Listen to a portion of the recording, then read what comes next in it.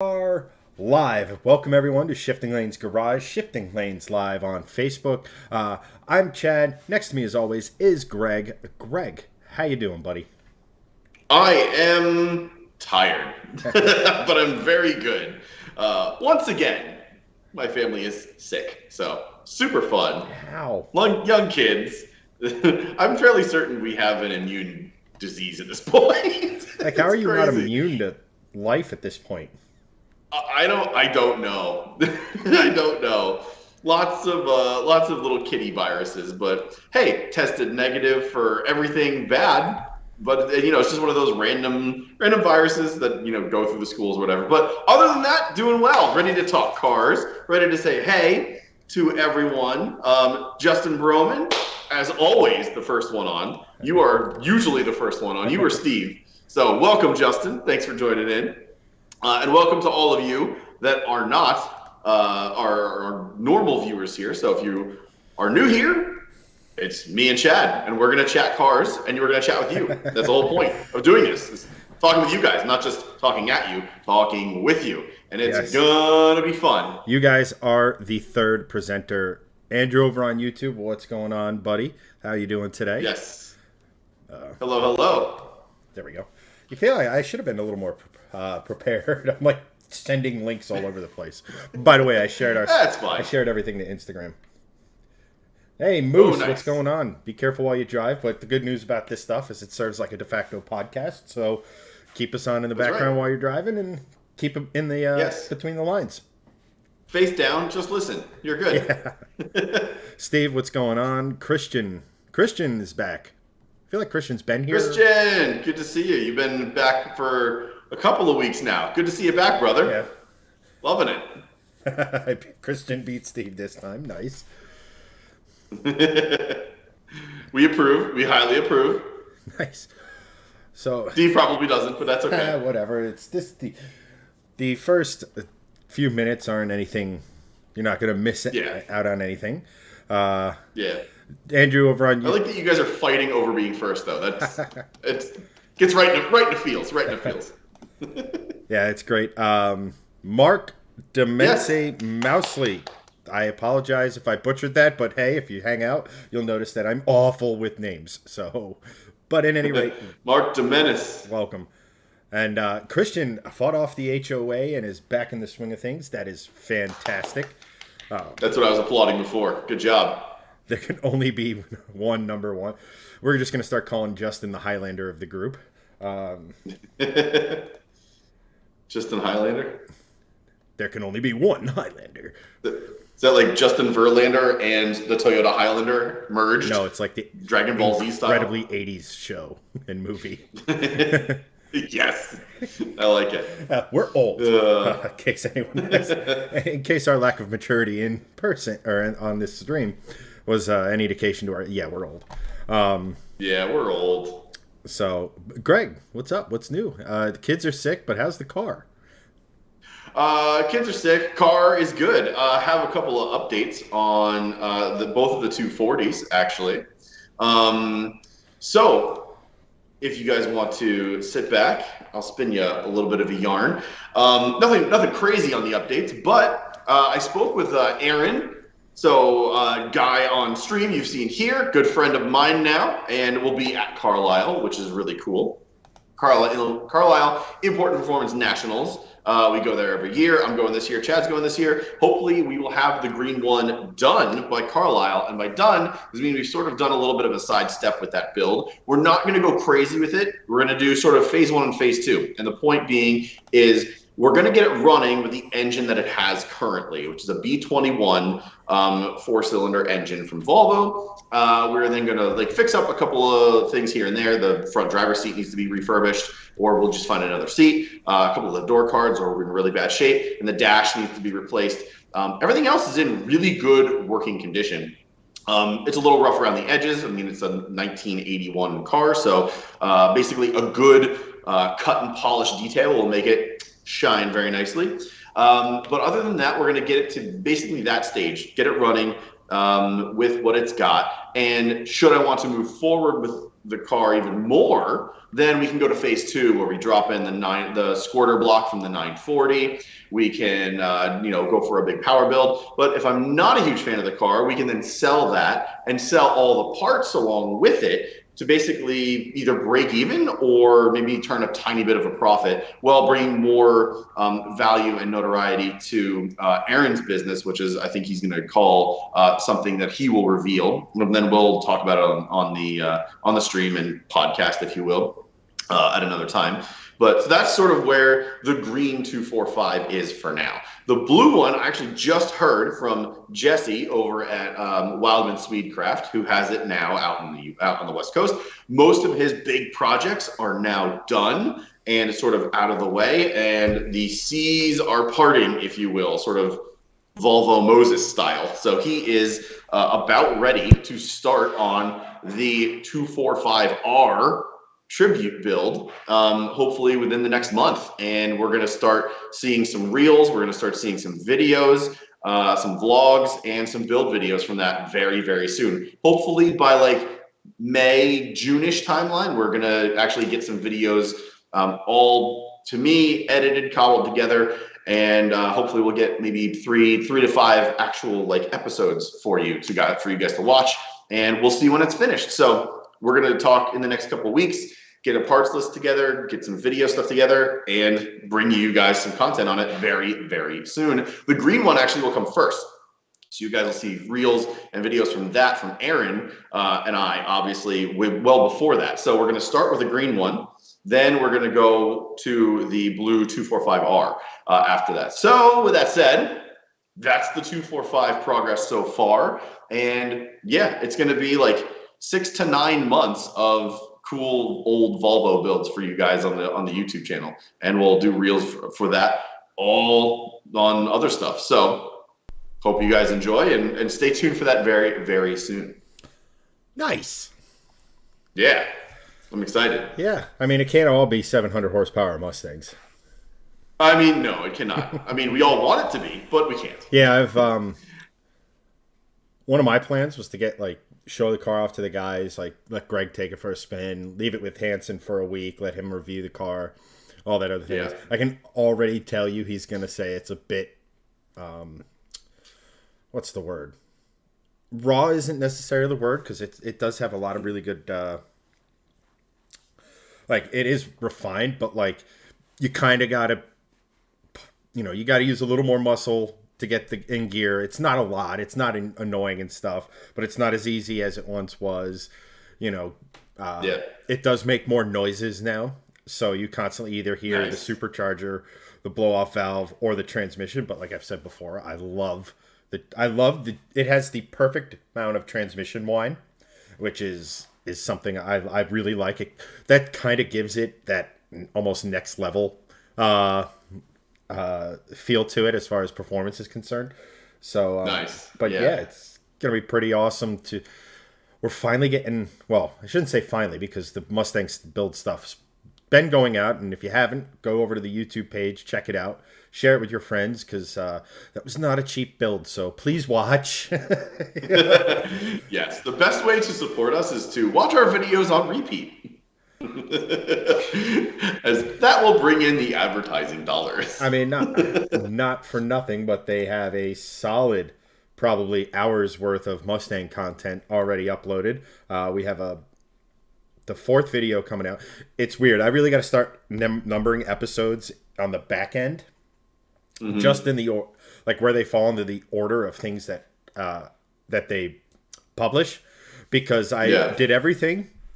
And I had the intro video, and I labeled it 00. So we're on to the 4th video, but it's the 3rd episode is everything I have labeled. So my brain has to ping pong back and forth for that. Yeah, that's got to be frustrating, because it's one difference for everything. That's obnoxious. Yeah. So, but it's cool. Working tirelessly with some of that stuff.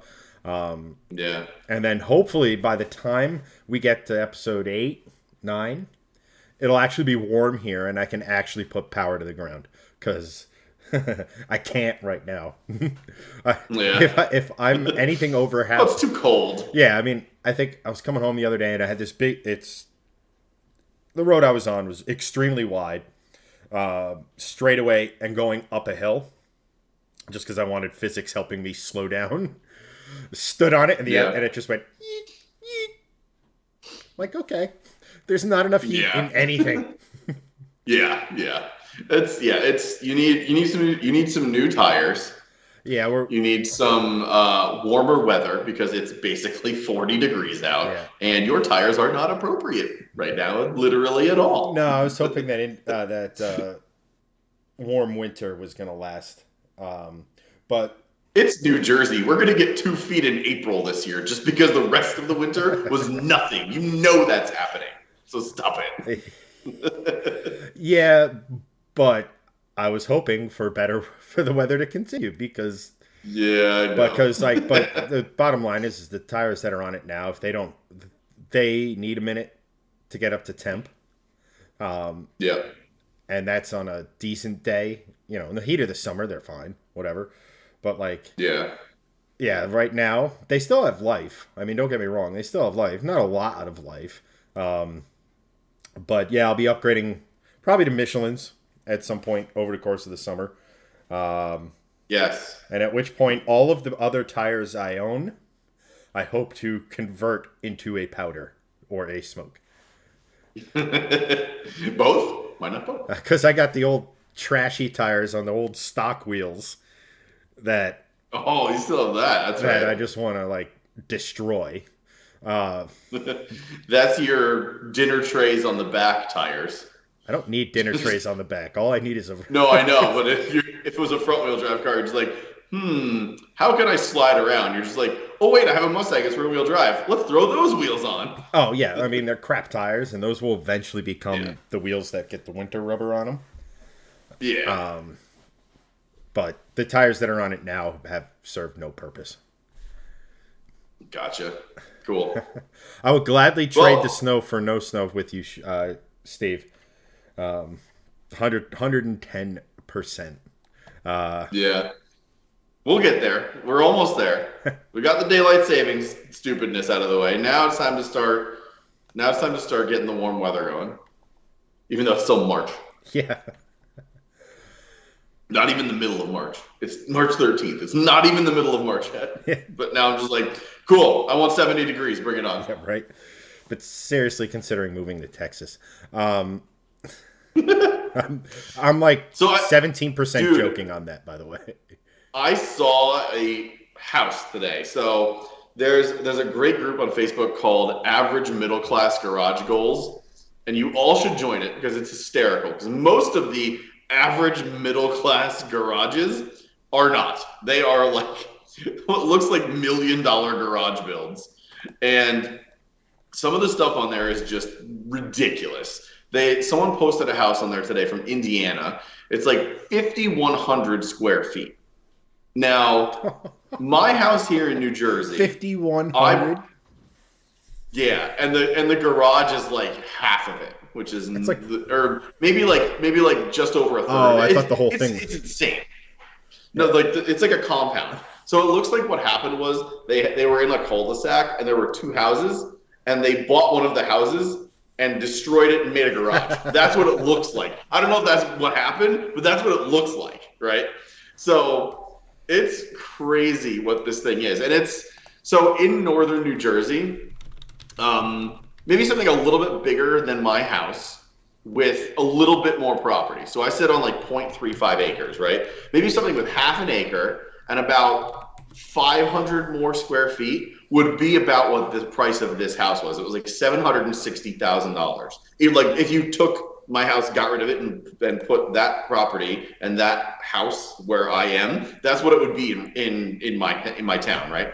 So in Indiana, $760,000 gets you 5,100 square feet, insane like kitchen with like a nice kitchen, like granite countertops, painted amazing stuff. Nice bathrooms. Like you wouldn't have to redo much in this place, right? It's basically like turnkey. And then you have this giant garage on the other side that you have your own private cul-de-sac opening to. And he also has a reverse entrance from the street behind the house that's next to the basketball court and the pool. Like, screw New Jersey. I mean, come on. That's insane. You know what I have? I have a 2-car long driveway that's a mountain, a 2-car garage, and a Center Hall Colonial. That's it. And not that's a bad thing, but I'm like, for not a ton more money in house terms, that in Indiana would be like the $2 to $3 million range in New Jersey anywhere, which is just depressing. And I'm like, man, should we move to Indiana? Like you said, move to Texas. Like, the values down south in the Midwest are just absurd compared to where we live. It's absolute insanity. Not for nothing, I'm sitting on my garage. And there you go. Like, I have my driveway is 3 to 4 feet of concrete at the base of my garage because I live in a townhome, and and taxes are obscene here. Oh my gosh, I don't $1,000 a month. Oh, and that's decent. Yeah, I mean, I don't have property. I have like a 10 square yard front yard. You have a postage stamp. Yeah, that's what you have. I have like 1/8 of an acre. If that. not even. It was 1/10 of an acre. Yeah. That's crazy. Christian.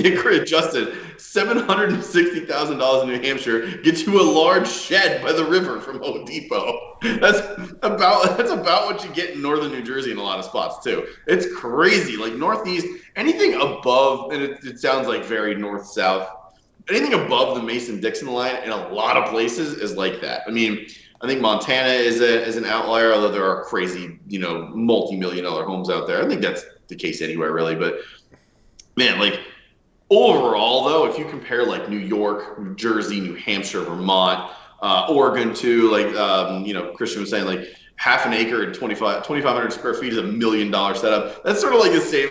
It's getting there in New Jersey, basically. Like, you take that money and you go down to, like, Georgia or Indiana or Texas or Florida, any place like that. Florida's a little expensive, but like most places in the South that you could get nice places for, dude, $750,000 would basically buy you like I don't know, an entire 6 cornfields worth of property with a giant house on it. Like, it's nuts. It's absolutely nuts, the value in the South compared to like the Northeast. It's bananas. Maine is cheap if you don't mind living in the woods. 4 hours away. Oh yeah, dude. I'm not going north ever. Yeah, Maine. I'll tell you though, Maine's the only other state I would live in the Northeast. It is gorgeous. I have family up there. We visit every year. It is like right outside York, Yarmouth, Portland, anywhere like that. Man, I'll tell you, they call, like, the nickname of Maine is Vacation Land, and it's very appropriately named.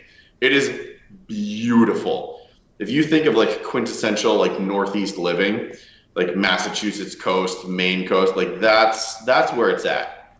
I would do that. If I suddenly struck Powerball or something, Maine would probably be the first purchase. I mean, I would absolutely love to have a place I could go like 4 months out of the year in Maine, and like I have a place to snowbird and all this other. Yeah, like I'd do 3. I mean, not for nothing. That just goes to further prove that Maine is the deep south of the far north. Stuff's cheap. It's nice to be. There's not a lot of people. Most of it wants to secede from the U.S. Yeah, 100% accurate. Totally. It's actually true though.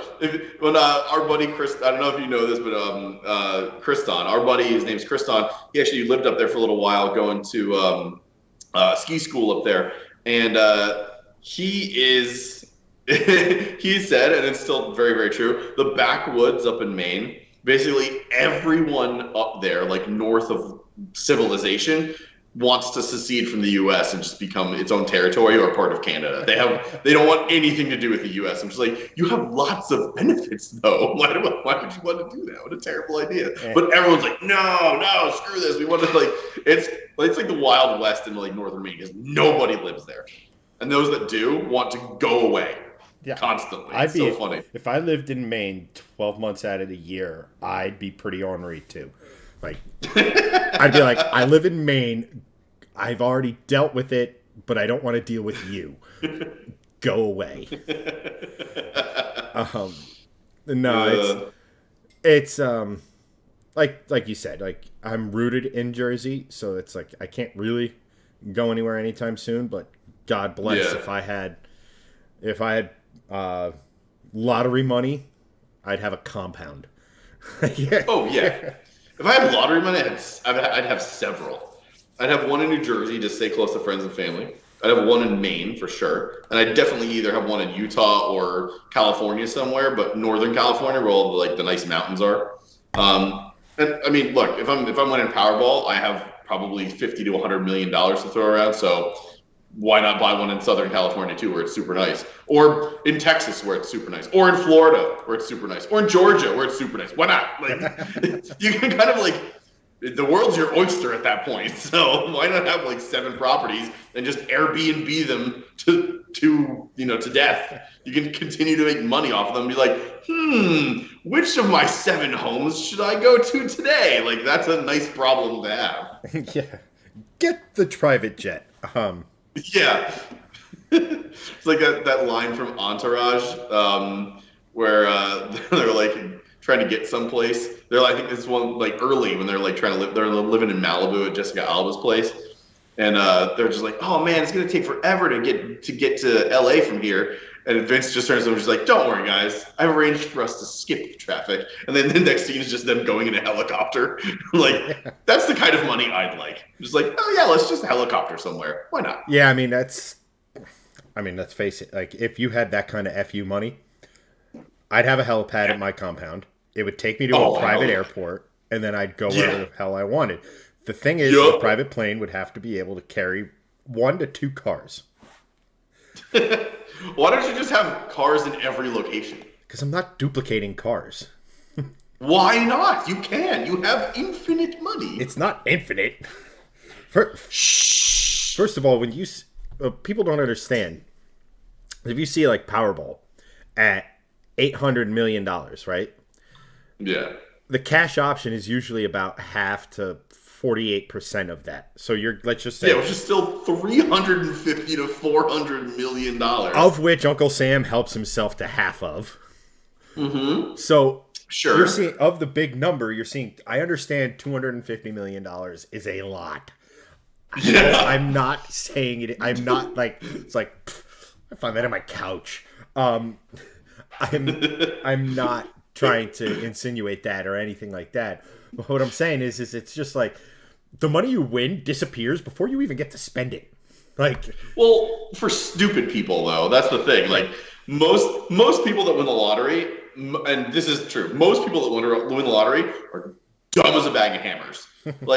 If you're say you win one of those crazy $1 billion, so say it's $1 billion Mega Millions, right?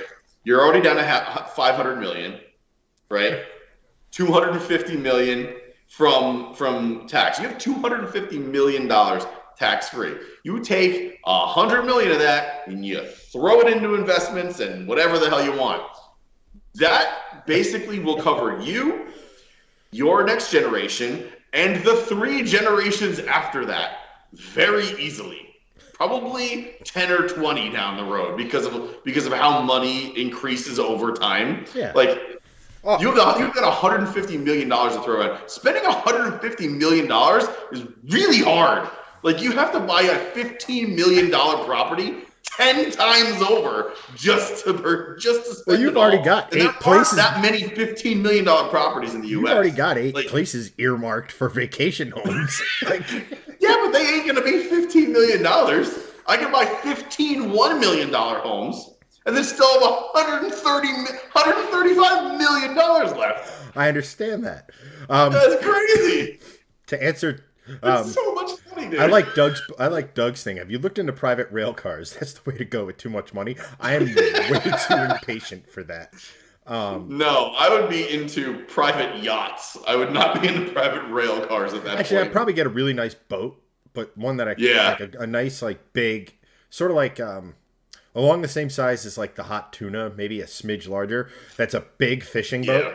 But then again, me and the open ocean, don't really do well. So yeah, I wouldn't do open ocean stuff. I live on the water. Like in Maine, if I did the Maine thing, I would like go to Maine. I'd buy a house on the water, and I'd have like a big, like sick fishing boat, cabin cruiser with 4 monster Mercuries out back, like like the whole freaking nine. Like I'd get the $2 million, not a yacht, because yachts are down to boring 133 million. What's that? I said you're down to 133 million, and we haven't even mentioned cars. Of spending. I know. Spending money.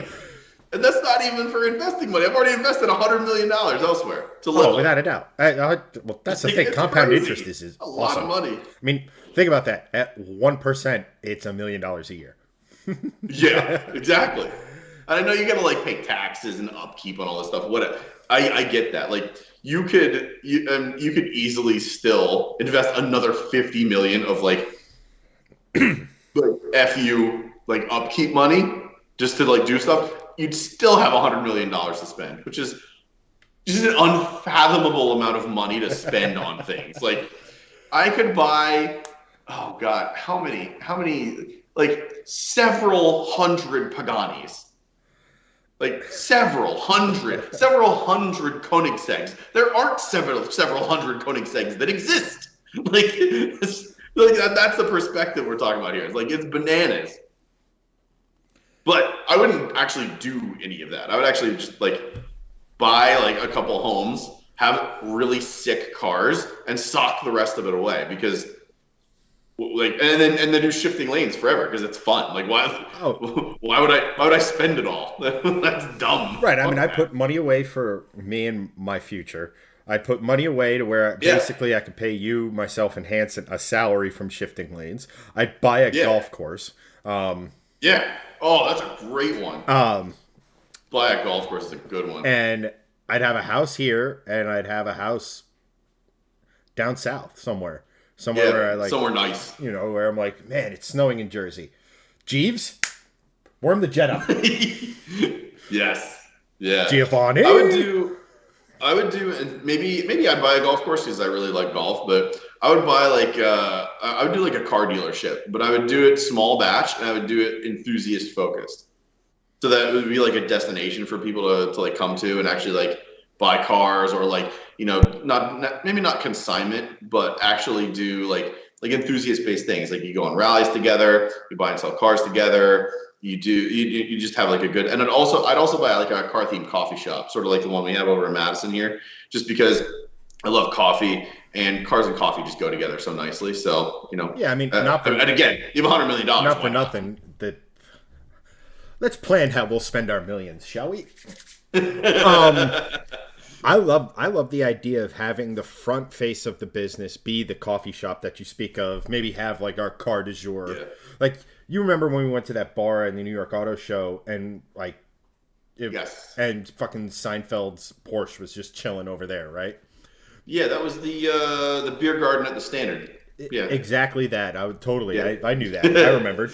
It hasn't been 8 years. I've just been there a lot. It's a great place for beer, and I remember it because it's the first time I saw a GT3 RS in person, which was very cool. Yeah. Thank you, Justin, for the vacation compound.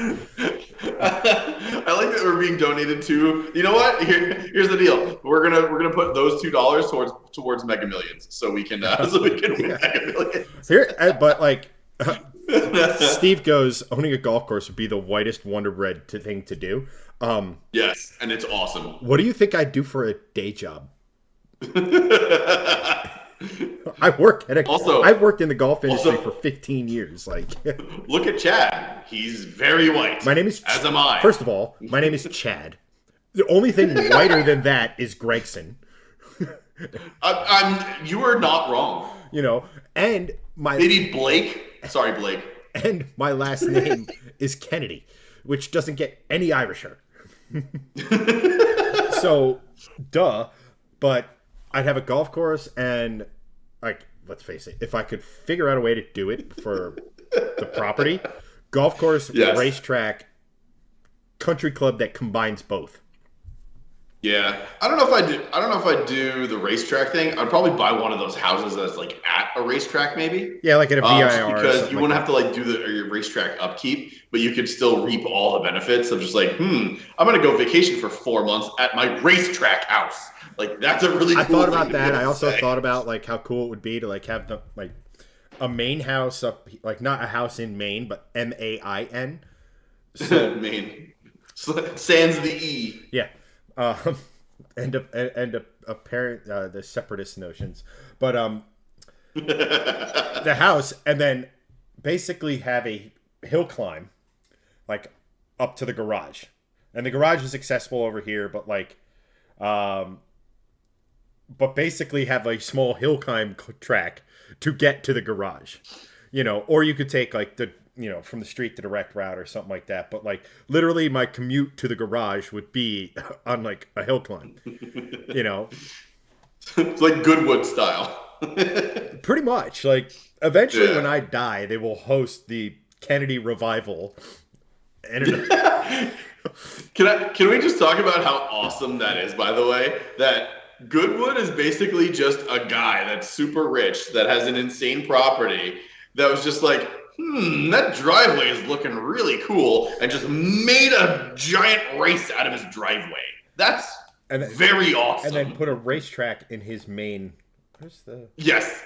Yeah. It's like, you can't get much more automotive enthusiast than that. Oh. That is so badass. 100%. Like, I always thought that'd be pretty cool. But then again, I'd also be like, well, I don't want to have to walk 1.5 miles to get to my damn garage. So it's like, Yeah. Yeah, exactly. but like, Oh, Christian, really quick, it won't let you send 40 stars. Facebook limits the amount you can send. It's like it's 100. 100's the minimum. So I've tried to make it lower, and they haven't let me. So the minimum is 100 stars, so it's like $1, I guess. But you can send different amounts on like reels, or I don't know. It's weird. I'm not entirely sure how it works. They're doing a whole bunch of craziness with their back end. Their creator studio is kind of going away, and now they're doing this business suite. I don't know. I can't make it lower for live streams, so apologies there. yeah. We have some go-karts, go-kart track Yes. in the basement. Oh, that'd be sick. That'd be kind of cool. I would like a go-kart track that goes into the basement and then out the other side. But Yeah. Like Mario Kart style. You know, like literally different levels. building. Now we're just building an adult automotive enthusiast theme park, which might not be the worst idea in the world. Also a good way to spend $100 million. But no, like I think someone said like a bar. Like think of it this way, right? Coffee house in the morning, bar and restaurant in the afternoon, cars, Yep. sweet cars. Whether it be projects we're not driving or just like a '68 Challenger, right, with the Yeah. Hemi or something like that. Hooters at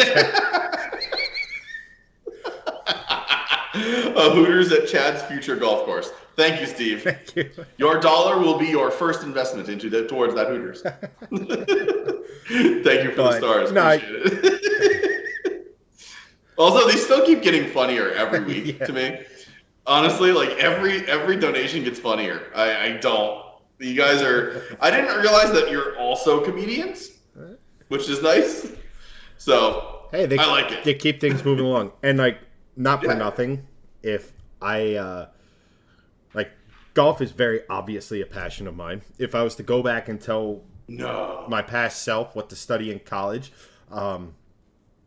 golf course architecture would be right at the top of the list. Yeah. With Or turf management, something like I that. don't know if I'd go I wouldn't want to go the turf route just because being a superintendent is one of those things where if you get at a good public course, it's a long-term career, but if you get at the wrong private course, the board's like, that blade of grass is orange.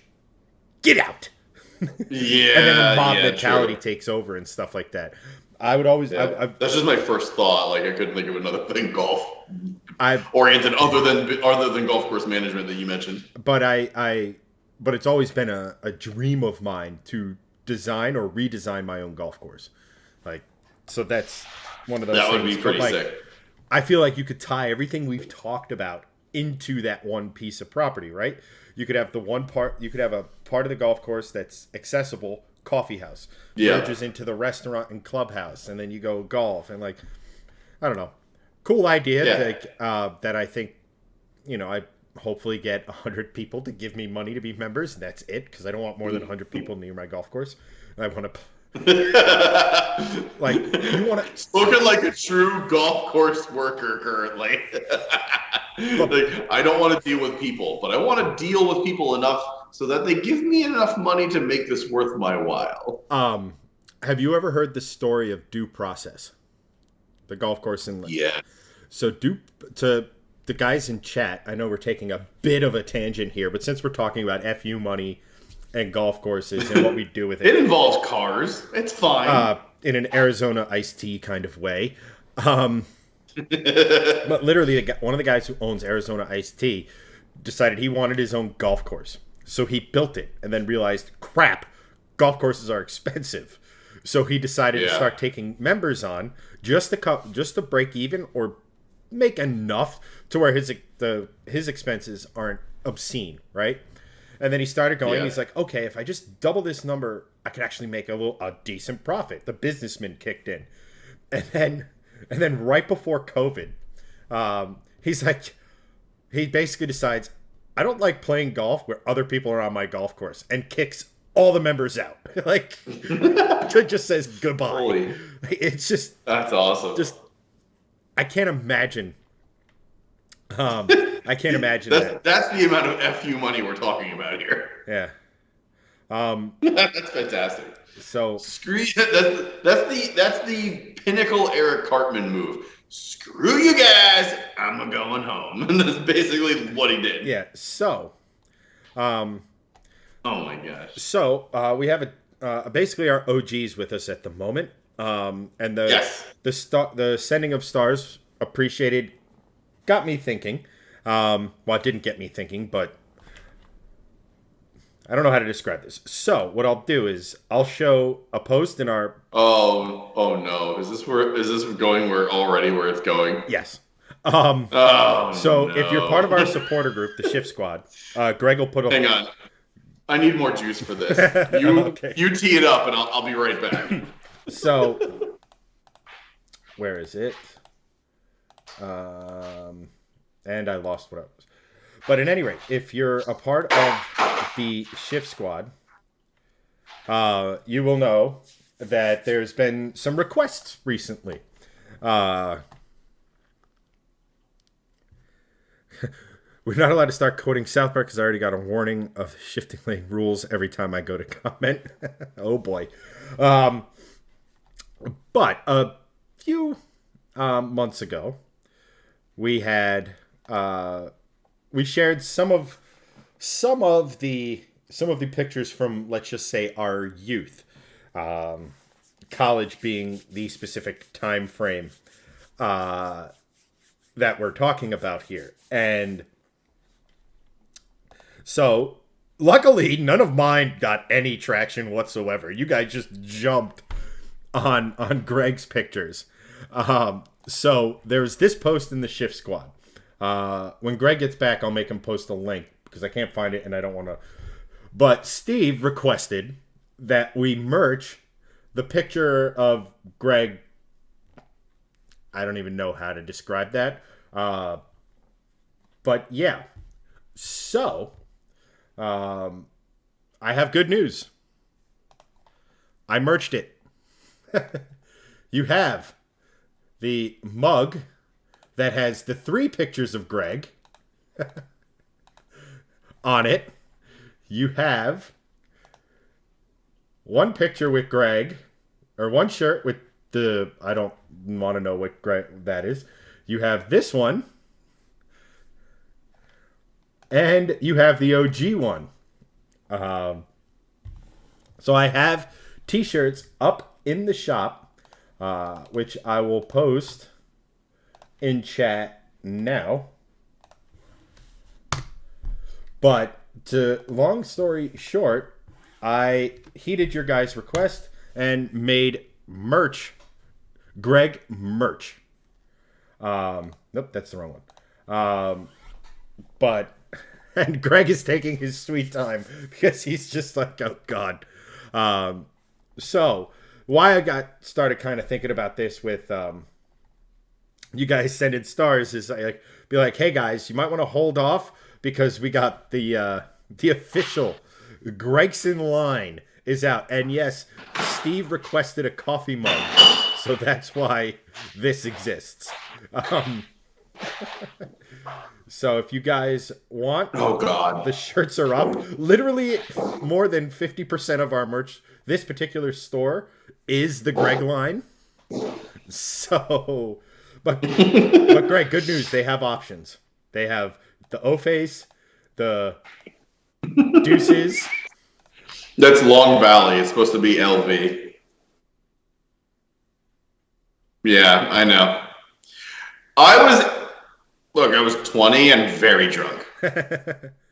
Sorry. I was 20, very drunk, and my neighbor was attractive. And she was like, oh, post for me. And I'm like, okay. Also, can we make out a little? That'd be great.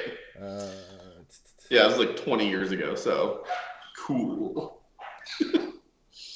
Also, I agree with Doug and Nicholas. What's up, Nicholas? Thanks for joining. That the Tilted Kilt is better than Hooters. 100% accurate. You got to scroll down. Yeah, there you go, Doug. The train has entered the station.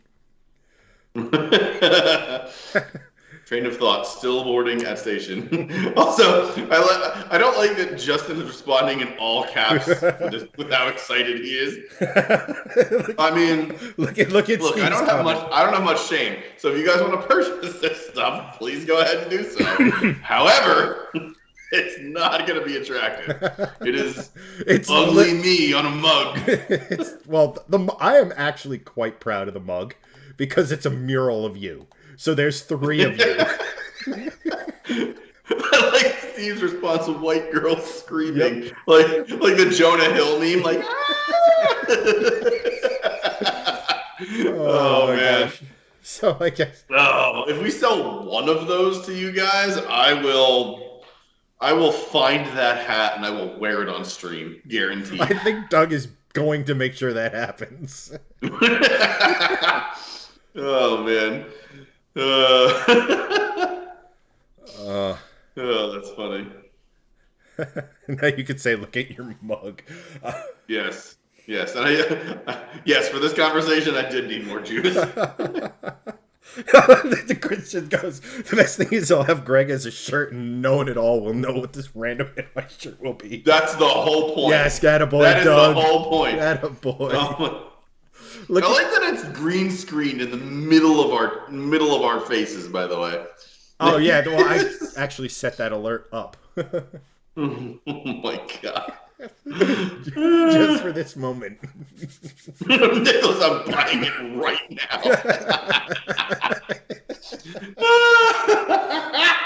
Oh God, this is absolutely hilarious, embarrassing, and a Greek tragedy, really. But hey, this is where we're at. Justin bought 2 shirts. Attaboy. He bought a regular. Seriously? Yeah, he bought a regular Chicken Wings t-shirt and the Greg line. Fuck out of here. Oh my God. Well, first off, you guys are legends for buying this stuff, but also, what? Oh, they're all going for the OG version. Oh my gosh. All right, good. Yeah. Get that one. Don't get me. No. Me on a shirt makes no sense. Like I said, there are 3 options of Greg.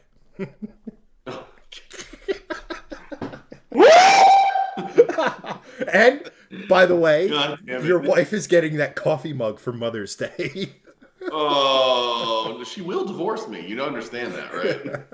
She'll look at this and just be like, this wasn't in your Match.com profile. We're done. Justin gets paid on Friday. Attaboy. Christian, yeah.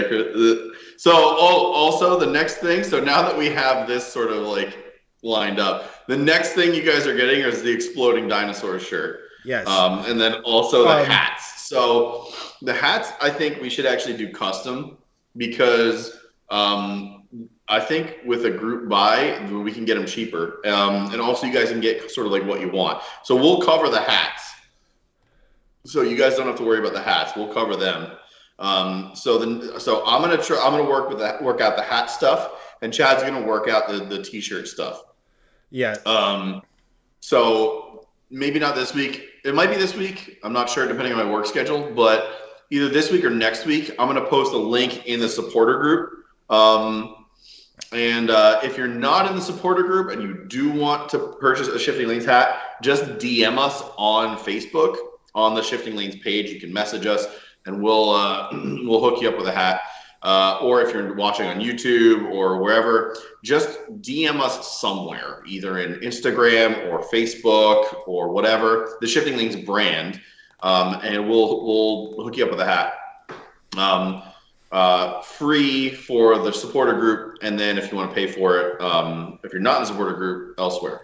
So the supporter group will get them for free, but it'll be whatever you want. It'll be like you see on screen now, the red and white Shifting Lanes garage colors, or the OG colors, the green and black, or green and white, whatever you want. Or we have another thing coming out very soon that we haven't unveiled.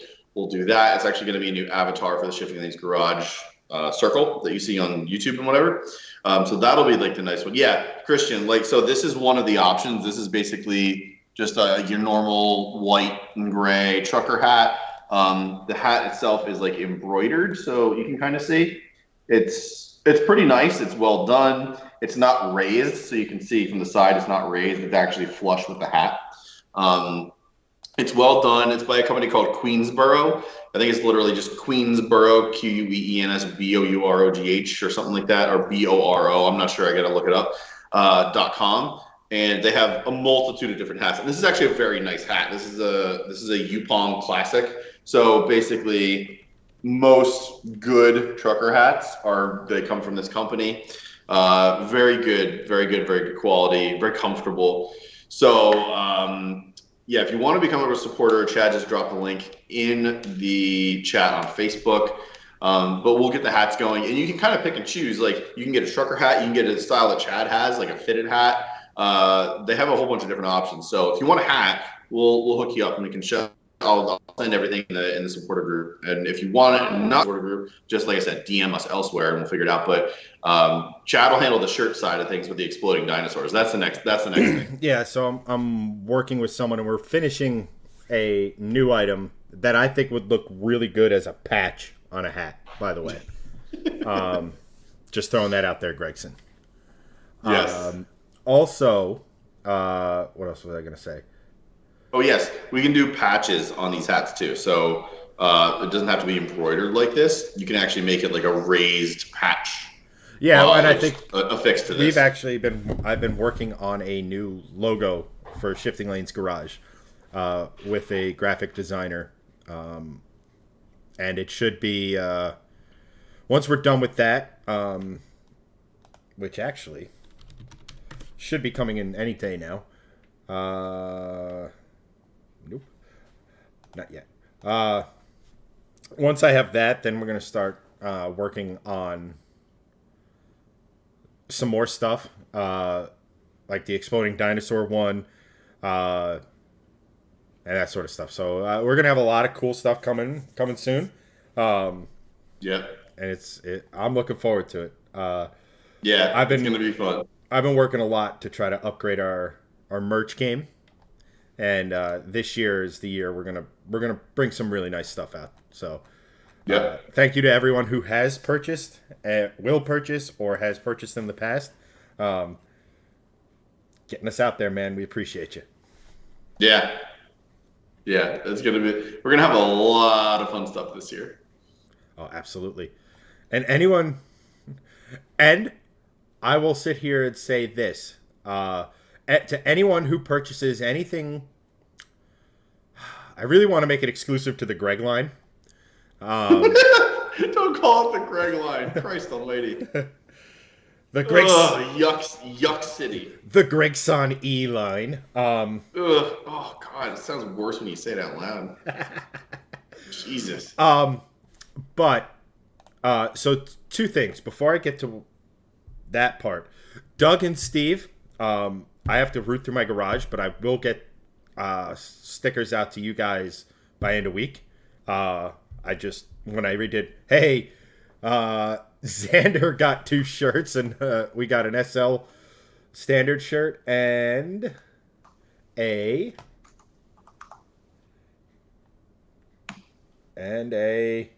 he got the Greg mug. Nice. Oh God. Oh, that's awesome. Yeah. I think someone said it before. Hey, look at my mug. That is one of my proudest achievements, by the way, because I actually had to go into Photoshop and turn Greg into a vector. It's so bad. It's so bad. Oh, it's so bad. No. Why is this happening?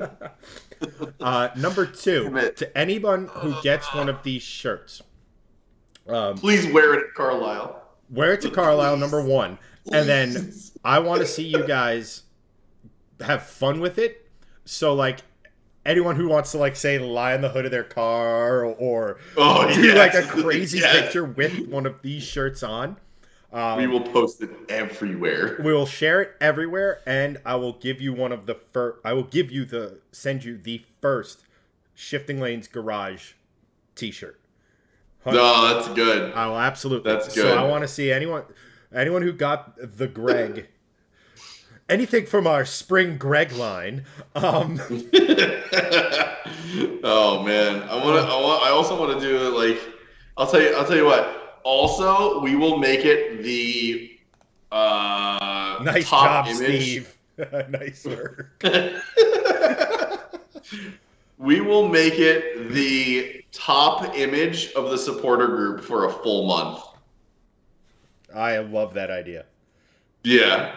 The best picture will get pinned at the top of the supporter group for a full month. So like full hood, get like I don't know, get like the Dallas Cowboys cheerleaders to wear it, like whatever crazy thing you could think of. Like the best one will get pinned at the top, like on the banner for the full month for sure. I'm just gonna replay this alert, see if it comes through. But look how clean this is. I gotta hand it to Streamlabs. Look how clean this alert is.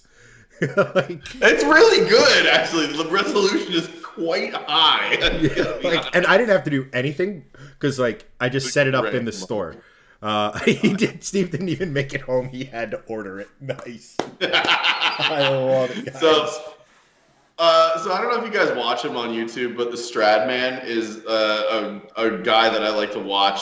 And sometimes he's a little bit, too over the top, a little too cringy for most. I know Chad's not the biggest fan, but he has a line that he says on a lot of his videos is like, every single moment of my entire life every single decision I've made has led to this moment in my entire life. And I'm living that right now, where every single decision I've made has led to this moment where I'm on a live stream with a bunch of friends and they're purchasing my face from 20 years ago in college on a mug and a t-shirt, and it's super weird. It's hilarious and great that you guys are supporting the channel, but it's so weird. And I have you guys in Chad to thank for that. So thank you all. And also, you have become everyone, a t-shirt. Go fuck yourselves. Oh my gosh. I'm crying. I'm crying and laughing so hard. This is hysterical. Guys, I think this would be all. If you share those shirts, like where to get them and stuff like that, share them around the groups. If you're Doug, you're in the Volvo groups. Xander, a lot of you guys, if you're in the groups, don't put that shit in the Volvo group. Share them around. No, share them around because I want to show up to Carlisle and see like a wave of people wearing the Greg shirts. No, please no. Like, and now Greg from No! Shifting Lanes, and everybody just like opens their jacket, and it's just Greg. I can only imagine actually showing up to Volvo's at Carlisle and there being like 80 Greg t-shirts. And I'm like, well, I would be like, I would just do the Peter Griffin from that one cut team, just like, done. Oh my god! I just walk away. But think of the Like, YouTube video. No. Chad made 80 shirts with Greg's face on it, and everyone wore it to Carlisle. Like, Oh my god. 80/80 shirt is cool. Oh man. 80/80 makes good stuff actually.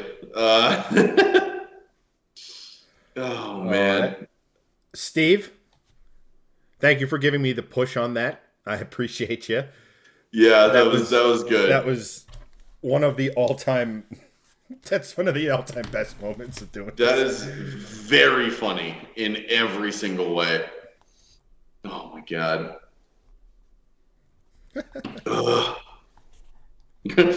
Steve, what do you mean gonna be? Am.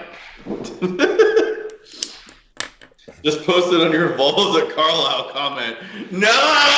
Damn it, Doug! Son of an actual bitch. Now I have to go delete that comment. No! Oh, no. Yes. No, this is terrible. I'm sorry.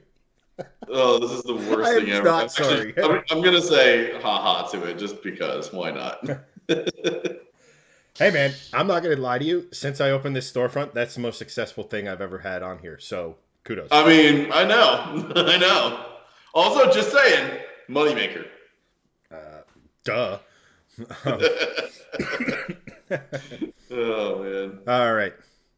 Well, since you guys enjoyed that, let me show you what I have next. No, I'm kidding. No! No, not more. That's enough excitement I can take for one day. Yeah, your parents haven't emailed me those for kindergarten pictures yet, so. Oh, no, those are fine. It was actually adorable back then. Now, not so much. I wish that Now wings. I wish that eating wings. Should... wooden trucker hat from college, not equivalent to kindergarten Gregson being very cute. No, not the same.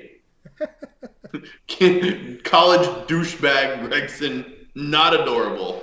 No, preschool kindergarten Gregson, approved, cute, very cute. Put that on a shirt. That's fine. Andrew over on YouTube for the group page, an invite. I sent it to him in private chat, so we're good there. Okay, cool. Well, now that my night's been made,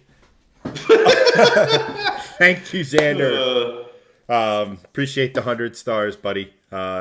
Legend. Gregson windbreaker jackets. Thought about it. Oh my gosh, no, that was a 1,000-star from Nicholas Xander. Xander, legend, man. Absolutely. Whoa, dude, thank you. I appreciate that. We appreciate that. Yeah. Absolute legend. Holy cow. Well, here's the funny thing. I can make those into a windbreaker. But windbreaker and the nylon and like screen printing don't go well. So we might need to cartoonize it. Like, so it's a little simpler. Then we become embroidery. I can make this happen. Yeah, I agree. Also, that's very cool, Nicholas. Thank you for that. One, thank you for the 1,000 stars. But also, what is that thing? That's like a mic drop. What is that? Can you like send emojis now with stars? Is that a thing? Yes. Oh, that's cool. Yeah. I dig that very much. That's nice. It like gives you a little added like cool thing to send with the stars. That's nice. I like that. Also, thank you guys as always for the donations. Alrighty. This is very, very cool. It goes directly to Chad's Mustang at this point. I mean, not for well, that's not true. There's still money to spend. I want to get it to at least a certain phase for Carlisle. I don't know if that's going to happen though, but we'll try. Yeah. I've been kind of penny pinching for reasons we've discussed in previous streams and stuff. So, Oh yeah. well, the uncertain nature of which my employment will be in a few months. Right. Exactly. So yes, we shall see. So hopefully get the roof on for Carlisle, but definitely by end of year. That'd be cool. Yeah. Wait, what's the one you have first? Is it the wing, the roof, the side skirts? What do you have actually? So I know you have the roof, right? I have the roof. I don't have anything else yet. Oh, okay. Probably I didn't know if you had something else to it. Probably if I were to make it to Carlisle, it would either be just the roof or just the roof and the heat extractors. Yeah. Because it's going to be about $3,500 to install that. Wow, really? Yeah, because it's very hard to take the roof off of the Mustang and not break the windshield. Okay. And I mean, not for nothing, that windshield could do with some replacing. I told the guys over there, I go, look, you don't have to replace it, but if you make it look like a rock hit it, and I can go to Safelite. Safelite repair, Safelite replace. Can't not hear that when I think of that company. Yeah. Casey, what's going on, man? Welcome back. Chat. Let them know about the contest. KC, what's up, brother? Also, don't scroll up. Just don't. Nope, don't need to see anything. There is definitely no merchandise with my face on it. Don't ever purchase it. Nope. Let's just talk cars, not me. That'd be great. Don't worry, you don't have... No! Damn it! Ah! No! I like that this is also Casey's third stream, and he's just like, why is this? He'll probably click into that and be like, why is there merch of this idiot that I'm watching? Right. Oh no! It's just what the supporters. It's what the supporters do. You give the people what they want, and I think we did a dang good job of it. Like Brondo from Idiocracy. It's what plants crave. It's what our supporters crave. Apparently, your great face. Shirts and mugs are what supporters crave. This is simultaneously the best and worst night ever for me. It's hilarious, but also I'm just like, fuck. God, I might have to get this mug and use that as an excuse to drive to your house and be like, hey, Kate, I got you a present. No, see, what you do is you buy the mug, and then every stream from here until eternity, just drink water out of it, just to put it into my face, literally every night. I don't know. Every time. I think the look of pure disappointment in her eyes would be worth it. Look, I'll be honest with you. She's got access to my Facebook account. She can go look at that photo anytime she chooses. Which she doesn't. So yes, that is true. I'm just trying to deflect here, so please no. Oh my God. I think it's both, Justin. Is the fact that your face is on several shirts, or the fact several people have bought your face on a shirt? Yes. The answer is yes. Nicholas, just put sup bro on that mug. If you were in the supporter group, you would have basically seen the meme that Steve created that basically had me doing this, and it just had moist at the bottom, which I immediately gagged, threw up, and cringed at. I thought about doing a GIF where it was the 3 pictures of you and then the Archer GIF of Sploosh. Get out. Oh, very close to coming out of my nose. Oh, dang it. Very close. Sweet Jesus. Oh my God. Sploosh. Yeah, not a thing. Or the one where it's like, is there an opposite of sploosh? I mean, it works for both genders. It works for men and women. Sploosh. I don't know. Sploosh or I guess what would be the male equivalent to sploosh? Jizz? I don't know. No. Like, if that's a turn on, what is the off? Oh, oh, definitely moist. That's for sure. Oh uh, man, Justin, thank you for the 100 stars as always, legend. But for Greg's therapy sessions and months of recovery, I'm gonna need at least several more zeros at the end of that one. Oh God. oh my goodness. Well, since you guys seem to Skadoosh. like, Skadoosh. Good Kung Fu Panda reference. since you guys love Greg's face, I will be right back. And here it Oh is, God. live and in person from the Oh, undisclosed Gregson bunker. I'm just gonna sit here like this for 10 minutes now. Nicholas sending another 200. Appreciate that.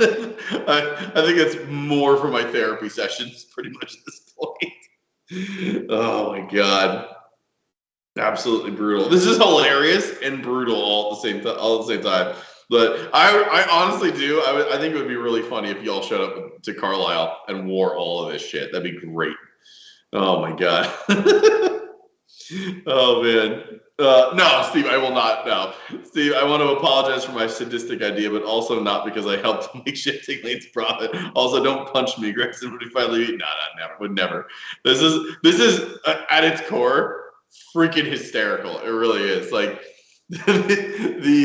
the amount of hilariousness and hilarity that's coming out of this is beyond comprehension. So totally good. Oh, and also to answer your question, Steve, from about accepting your Facebook request, not a dig on you, but personal thing, until I meet someone in person, it's a sort of a new policy in the last year or two, just because I've been getting weird messages from people that I have friended in the past through the Volvo community, and then them like feeling like I'm beholden to them or something. But I no longer friend people until I've met them in person. So I've declined everyone's requests that has messaged me personally on Facebook until I meet them in person. Then you can re-request me, and I'll be more than happy to follow you guys. But I just don't do it anymore. Personal thing, not a huge deal. So when we do meet, we shall be friends on Facebook. Apart from that, it's just a personal thing for me now. And I do that. I do that same thing with work people now, because I've also received, which is even weirder in my opinion, because I work with people that actually do weird crap like that now, where they'll like, it's not like stalking is it's a very wrong word for that, but like become like obsessed to the point where like it's a LinkedIn request, it's a Facebook request, it's an Instagram request, it's a this, that, and the other thing request. I'm like, I haven't given you any of these things. You've gone out of your way to like Google and then follow me on all this crap. I'm like, I'm not interested in being your coworker and you having access to literally everything I post. Not a thing. So that said, more than happy to friend request you guys after I meet you in person. No sweat at all about that.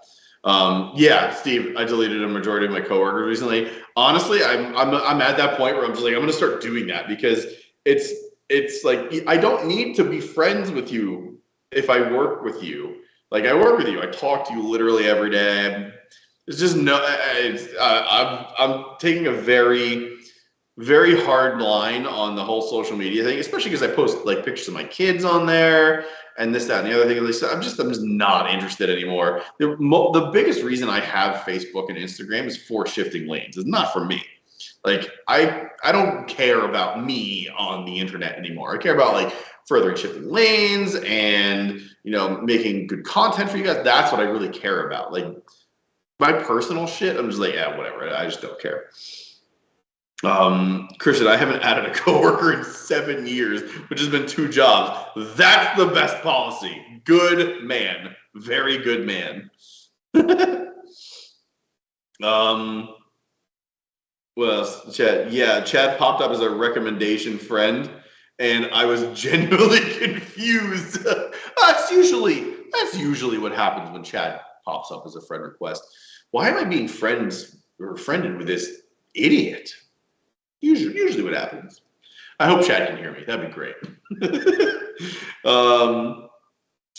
Also, because I have a couple cases going on against my job and workman's comp. Yeah, definitely don't friend request anyone from work if you have that stuff going on. No. No way, Christy, what's up, dude?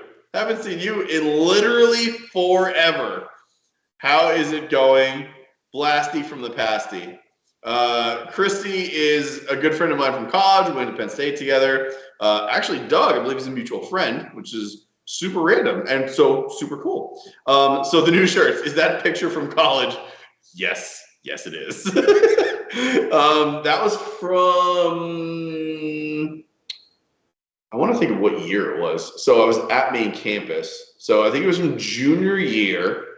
So I was 20. I think it's 20. So I'm 38 now. Fuck, I'm old.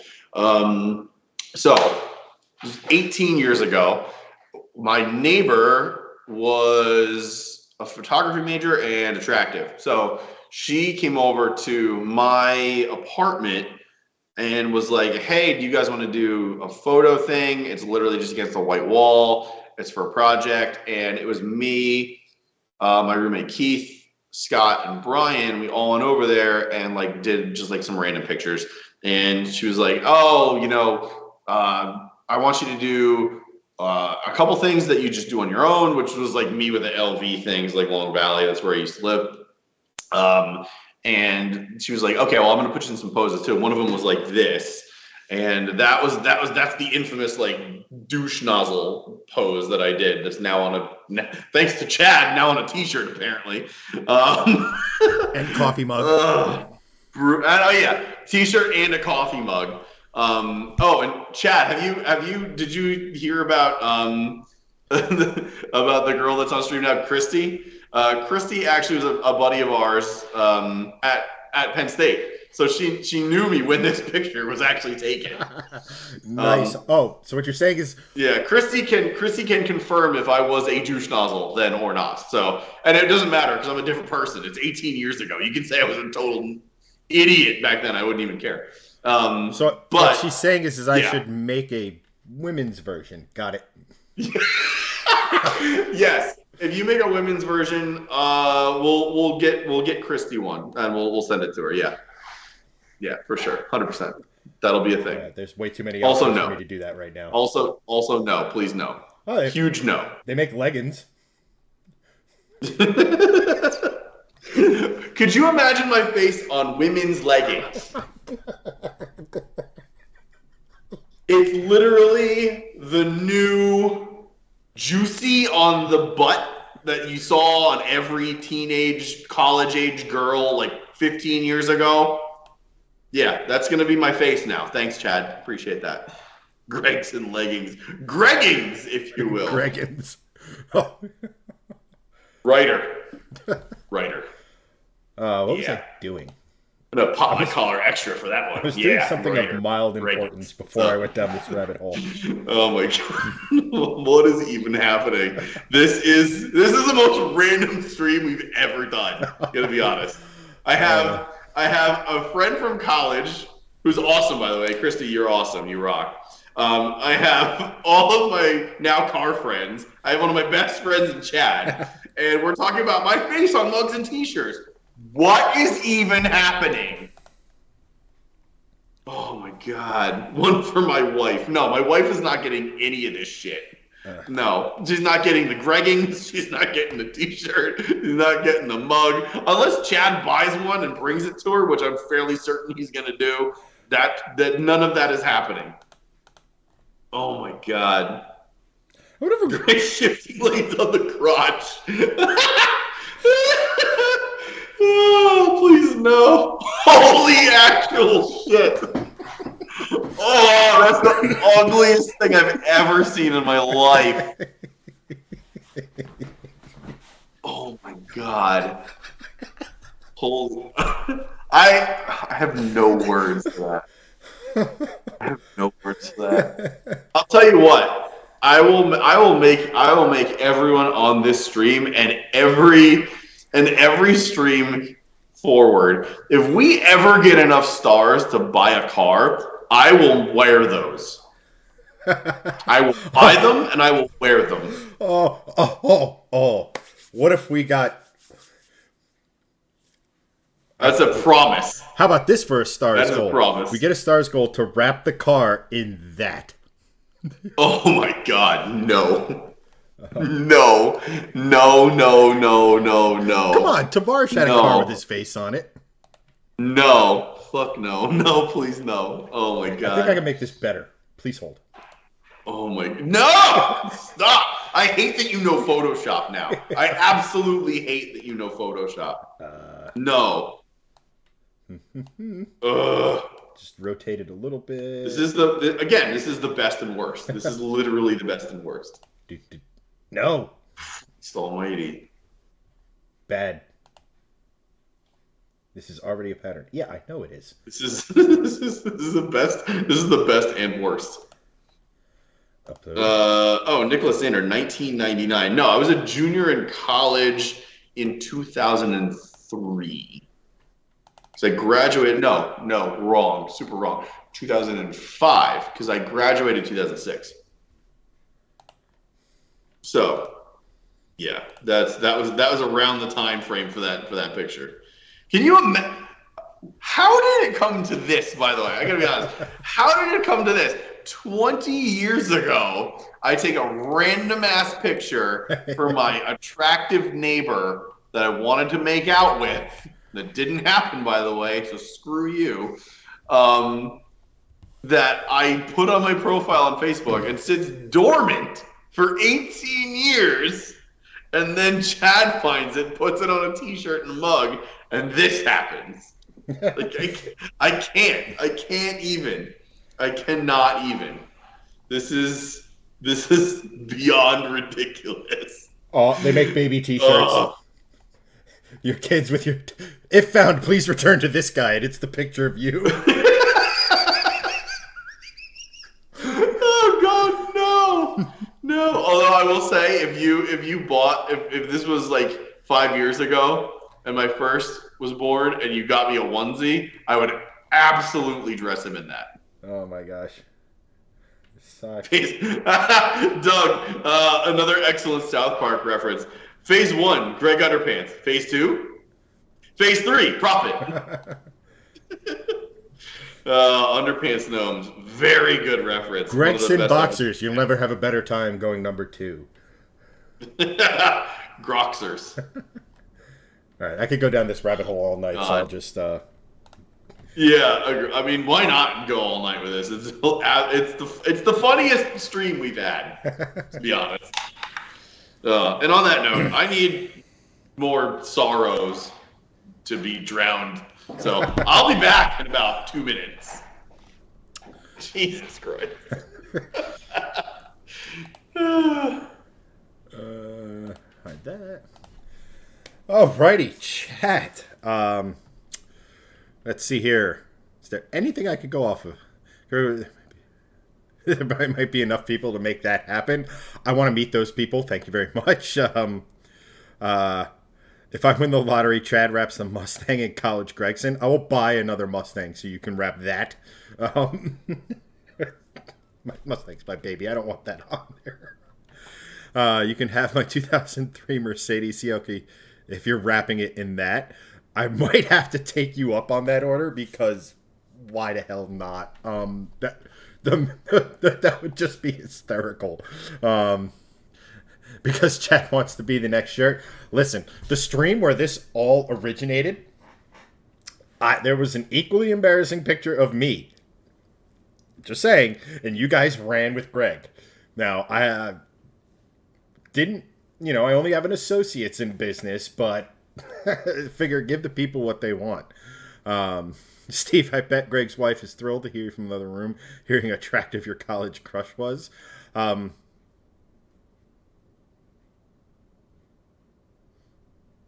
Anywho,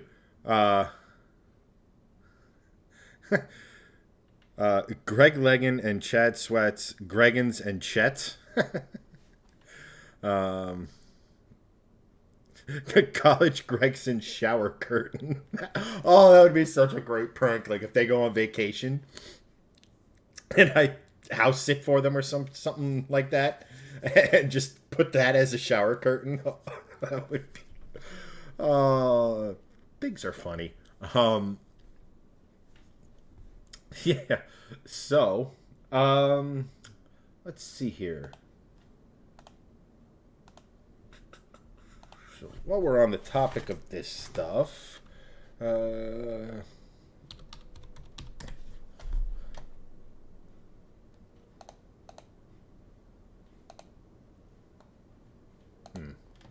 gotten any of that, so we'll do this.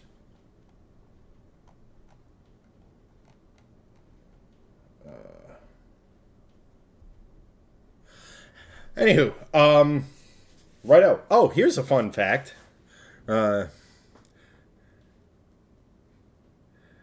First aid kit with Gregson on all the medical supplies. That'll be good for the wounded. Here's an interesting fact, guys. Kind of trying to maybe potentially circle back to cars.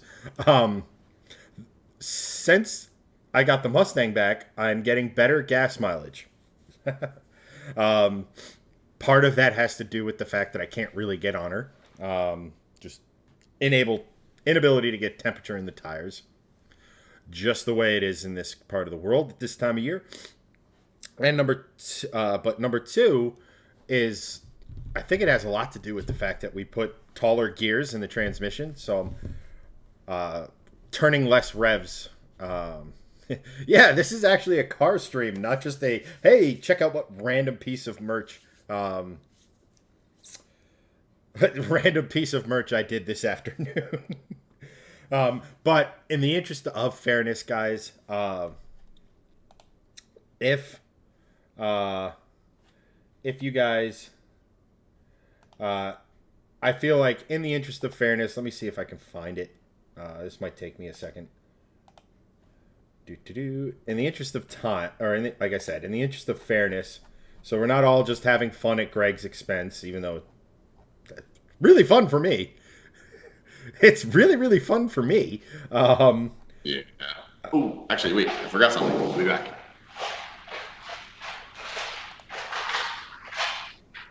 That's not the right one. There we are.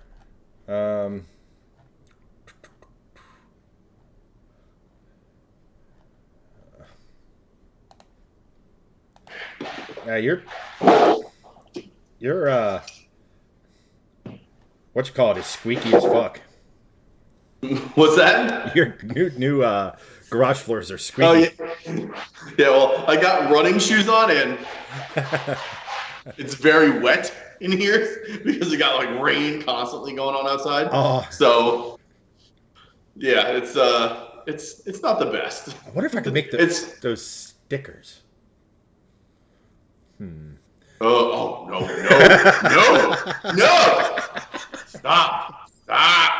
Stop with the ideas. Or a badge. I like this. Like instead of an M badge, it has a Greg badge. Stop it. Moist, Greg.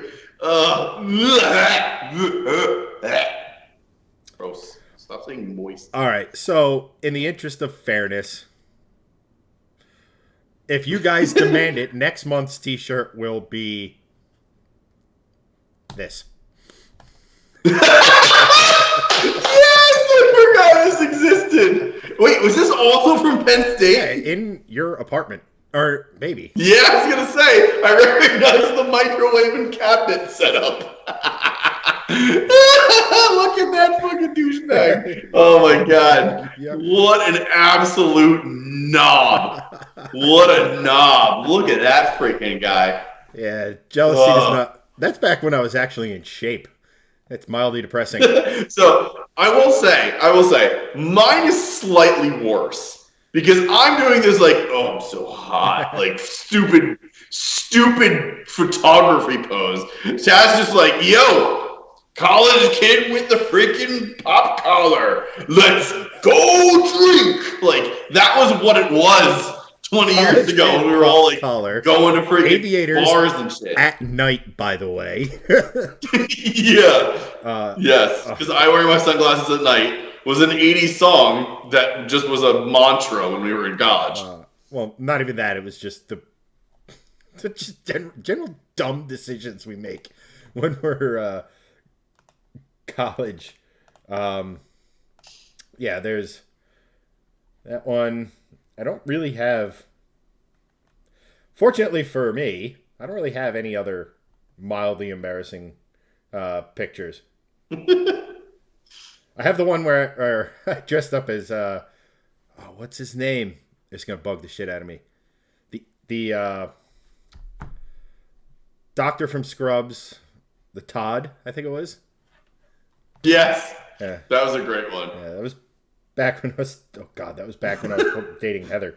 That was, yeah, bless her heart.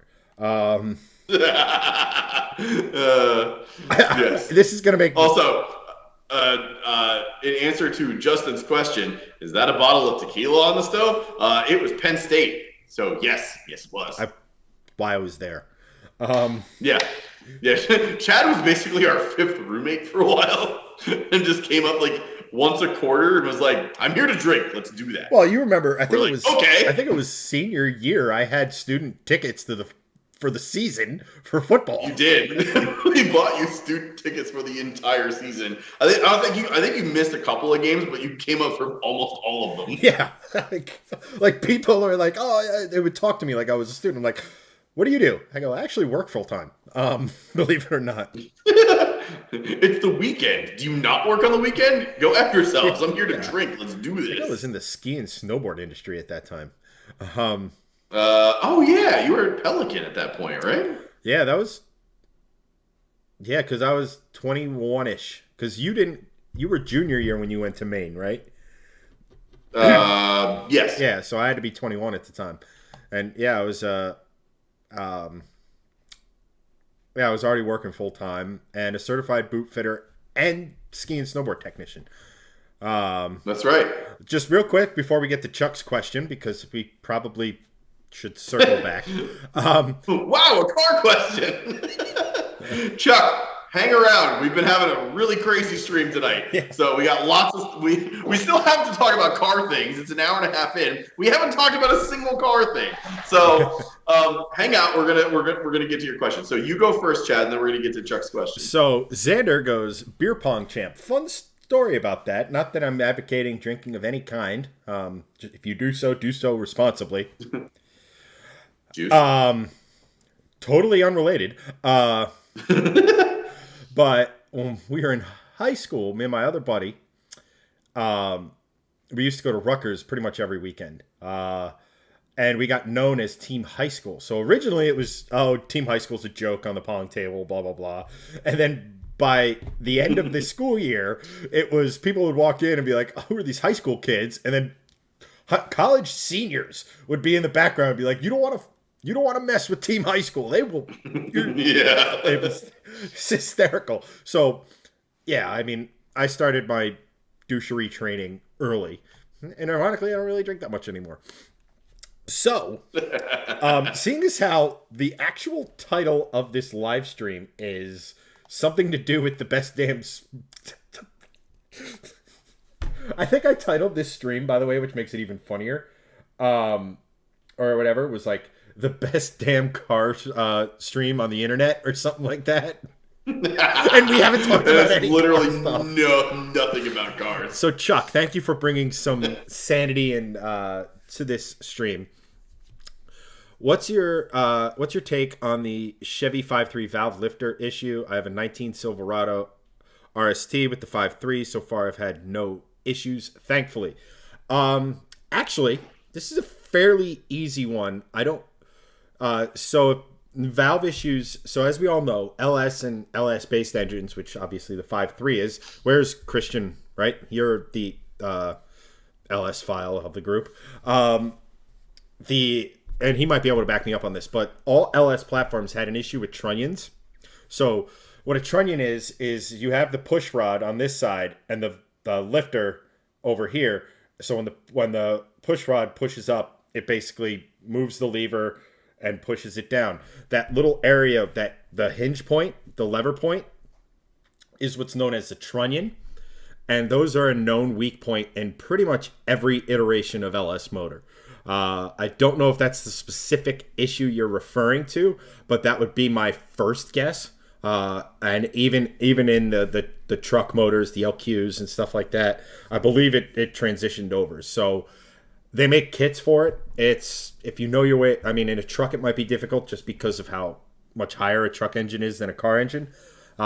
If you're handy, it's not a crazy difficult fix, as I understand it. But it's also not a crazy difficult fix for like a mechanic or anything like that. So the trunnions is where I would start, unless there's something in those motors that Yeah. unless there's something in the like they use different types of valves or something that I'm unaware of. Okay, Steve. The cylinder deactivation. Let me scroll up to your original comment. Steve, yeah. Again, I don't know enough about the truck engine specifically. So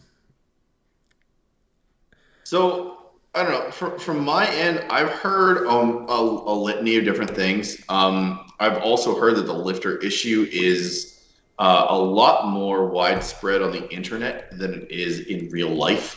And that actually is a very interesting point for a lot of car culture in general.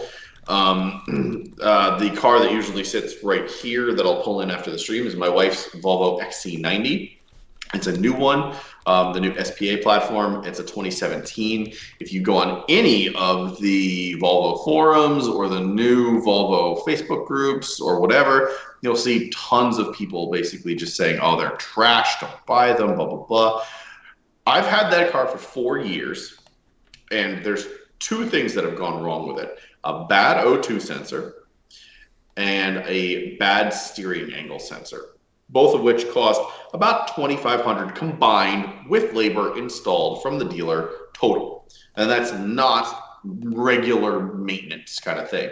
So the reason I tell you this is like, for a Volvo that is newer, that people are saying is trash, that on almost most of the reports out there are saying newer Volvos are very unreliable. It's like that's not really true at all.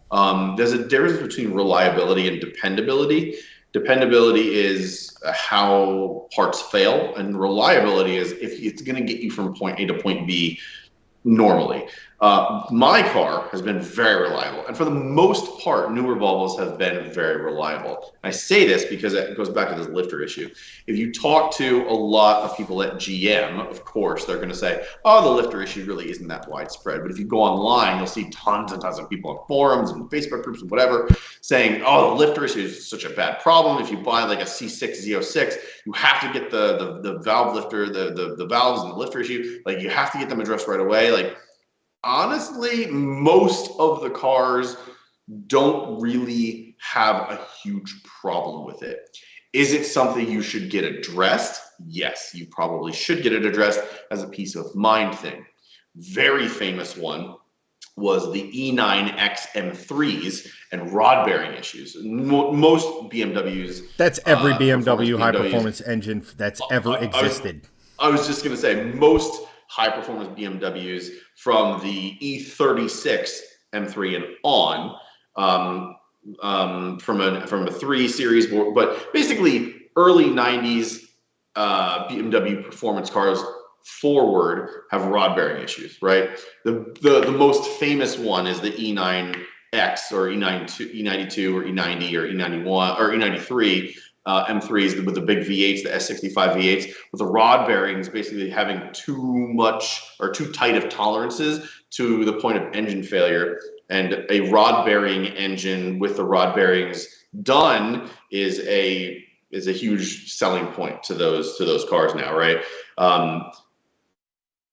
Most people do that service as a peace of mind thing. There are S65 engines from that platform on many different forums from people running it totally fine through normal warm-up procedure that are still on the original rod bearings and wearing with basically no wear. The problem is a lot of people basically just didn't warm up the car properly and then beat on it immediately, and that led to a ton of rod bearing wear. And it's an M3, and most people are buying an M3 don't have Porsche money or high-end Corvette money at the time. or Ferrari money or whatever have you.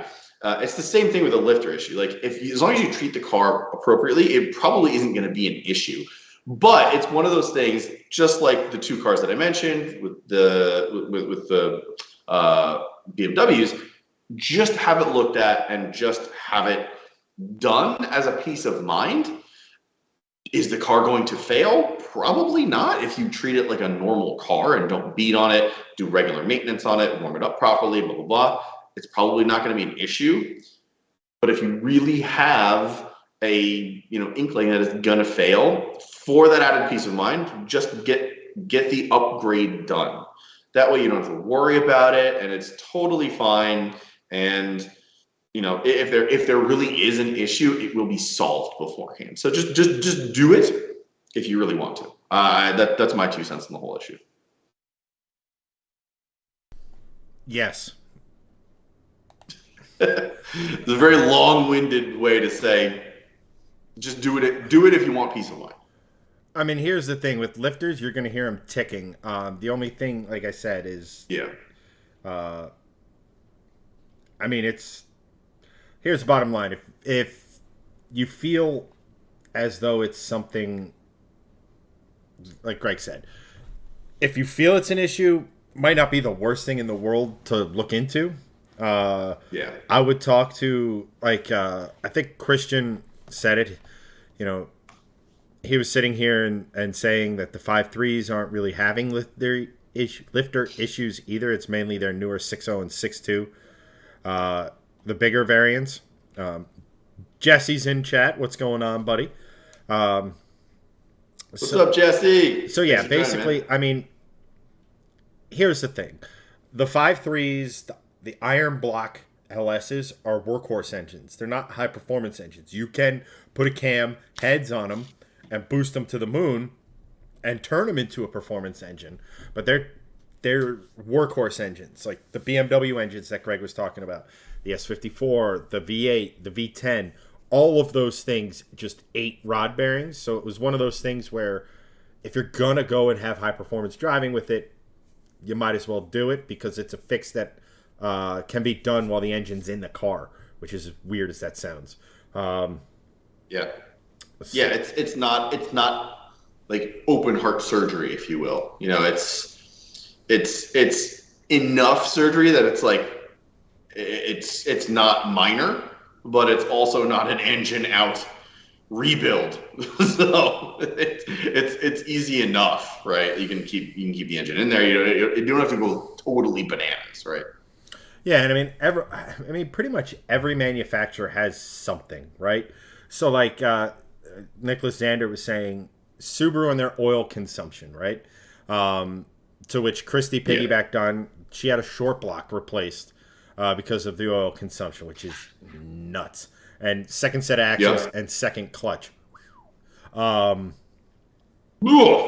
even like my car, the Mustang, its known weak point is the oil pump gear, which is made out of literally powdered metal, so it's not as strong. And that's why when we were pulling all this stuff apart and all this other stuff,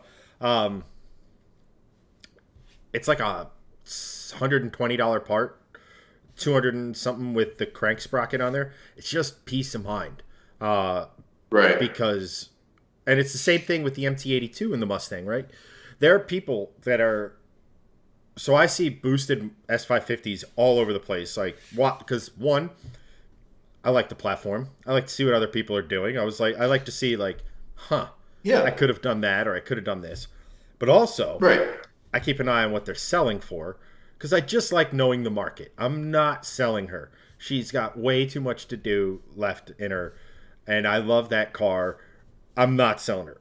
But I like having an idea of what my cars are worth. It's what I used to do it with the C30 all the time, and so on and so forth. I'm literally tracking Raptor values, as we've talked about before. So like every engine has something, and I was just going to mention that, like, every car's kind of got this Achilles heel, right? With Volvos, it's like, again, it's very similar to BMWs. A lot of Volvos burn oil. With a lot of the performance Volvos, there's like an angle gear, which a lot of people are afraid of, or a collar sleeve with that angle gear that mates up to the transmission. Like you can strip that pretty easily with high powered stuff. There's a lot that can go wrong with a bunch of different platforms. Subaru, a lot of people cite the head gasket issue. Actually, a much bigger prevalence with ringland failure than head gasket issues on performance Subarus like WRXs and STIs. On the Focus RSs, there was a big head gasket issue, or some sort of head issue with the engine that like stuff was failing a ton. So like you just have to kind of take it at face value, especially if you're buying like a performance car. That there is no such thing as a perfect performance car. The closest thing to perfection is probably a Porsche 911. Just because of the amount of engineering in there. It's been the benchmark for 60 plus years. It's German, so they over-engineered the living crap out of it. Just like the Germans over-engineered the BMW motors. Continue. Different Germans, very different Germans. Let's be honest. But no, you're right. But Porsche, different level than BMW. Let's be honest. You're talking about a pure sports car company versus a commuter car company that happens to make some performance versions. Porsche went the other way. They're a performance car company that now makes commuter cars to be able to make insane cars because they want to. Right. So like Porsche did it the right way. BMW went the opposite. But there's so many cars that just have issues that you just can't solve. And Volvo is a great example of that. Like Red Blocks, legendary for their reliability. Basically a tractor motor that doesn't die, right? They burn a tremendous amount of oil. If you look at a Red Block in an engine bay from a 240, look at how go up to any person that owns one and be like, hey, can you pop the hood and just could you just start the engine for me? Watch how much it shakes, and then tell me it doesn't look horrible, because all 240s without an engine swap do this. All of the engines just rattle, and everyone that I've talked to is just like, oh yeah, that's normal. Like, it's weird. It's very weird. So like, cars just have these quirks. So if you want the peace of mind, just upgrade it and get a better part. For the 240s, get better engine mounts. For the BMW M3s with the V8, do the rod bearing thing. For the Mustangs, get rid of the MT82 or get a built MT82 the way Chad did to rectify the issue. That is how you make the cars better. No car from the factory is perfection. There is not that has never existed and it never will exist. Electric cars are also included in that. There is no such thing as a perfect car. Wait, you mean the electric cars that are self-driving themselves off a cliff? Yes. No, I mean, yeah, with EVs, now there's software issues. Like, cool, we thought getting rid of the engine would eliminate all the problems. Nope, not even a little bit. Yeah, and I mean, here so much. There's, as enthusiasts, we push the boundaries of stuff and we find their limits. Like it's the nature of cars. You could sit here and engineer everything, but at a certain point, as a business, you have to sit here and say, this is the parameters it'll operate in. It'll work. I mean, granted, when you have Mustang enthusiasts and you have a high revving V8 in there, even the Coyotes are high revving. Yes. For V8s, they very much are. And the oil pump gear is okay until you start hitting the rev limiter. Well, some idiots in Mustangs hit the rev limiter. They don't design it for the end user. They design it in a vacuum. And it has to be produced, right? Yeah. Granted, at the end of the day, these oil pump gears and the crank sprockets I had was like $250 worth of parts. But it's attached to several thousands of dollars of other equipment. Right. And, and like what's it called? Like I said, we make fun of Subarus. Like, find me a car Yeah. manufacturer, and I'll find you engines that have something. There's an Achilles heel somewhere, and Yeah, it's just the exactly. nature of it. You can't if you spent the time to engineer a car to absolute perfection, it would be so prohibitively expensive that we'd all walk. Yeah. No, you're right. And then 100%. 100% you're right. And then it's just like Doug says. Here's how it goes. When cars are new, car companies have problems, people complain about it. And then as they get old, owners all love their cars and they just become quirks. This is the quirks and features. Let me tell you about the Doug quirks and DeMuro features style. of the Gregson line at our merch page. Oh, God. Xander, I'm going to sit here like this the rest of the night. you want to be careful when you have your hat tilted down. People might think so. Oh, yeah. Here, make another meme. Make an emo meme like this. Yeah. Yeah, no. Yeah, no. that doesn't mock you enough. Xander would love a Focus RS, wouldn't we all? Last of the Actually, I would not. you would. I mean, No, I've driven one. I don't like it. And I wouldn't say that I don't like it. I just say I was very underwhelmed by it. I was not the biggest fan. I expected a lot more for what it was. And it was quick, sure. But quite frankly, I'd rather have a Golf R. It's more refined. With a tune, you could basically get 100 horsepower more than any Focus RS that was ever created from factory. And it's just a better platform for tuning. And they still make them.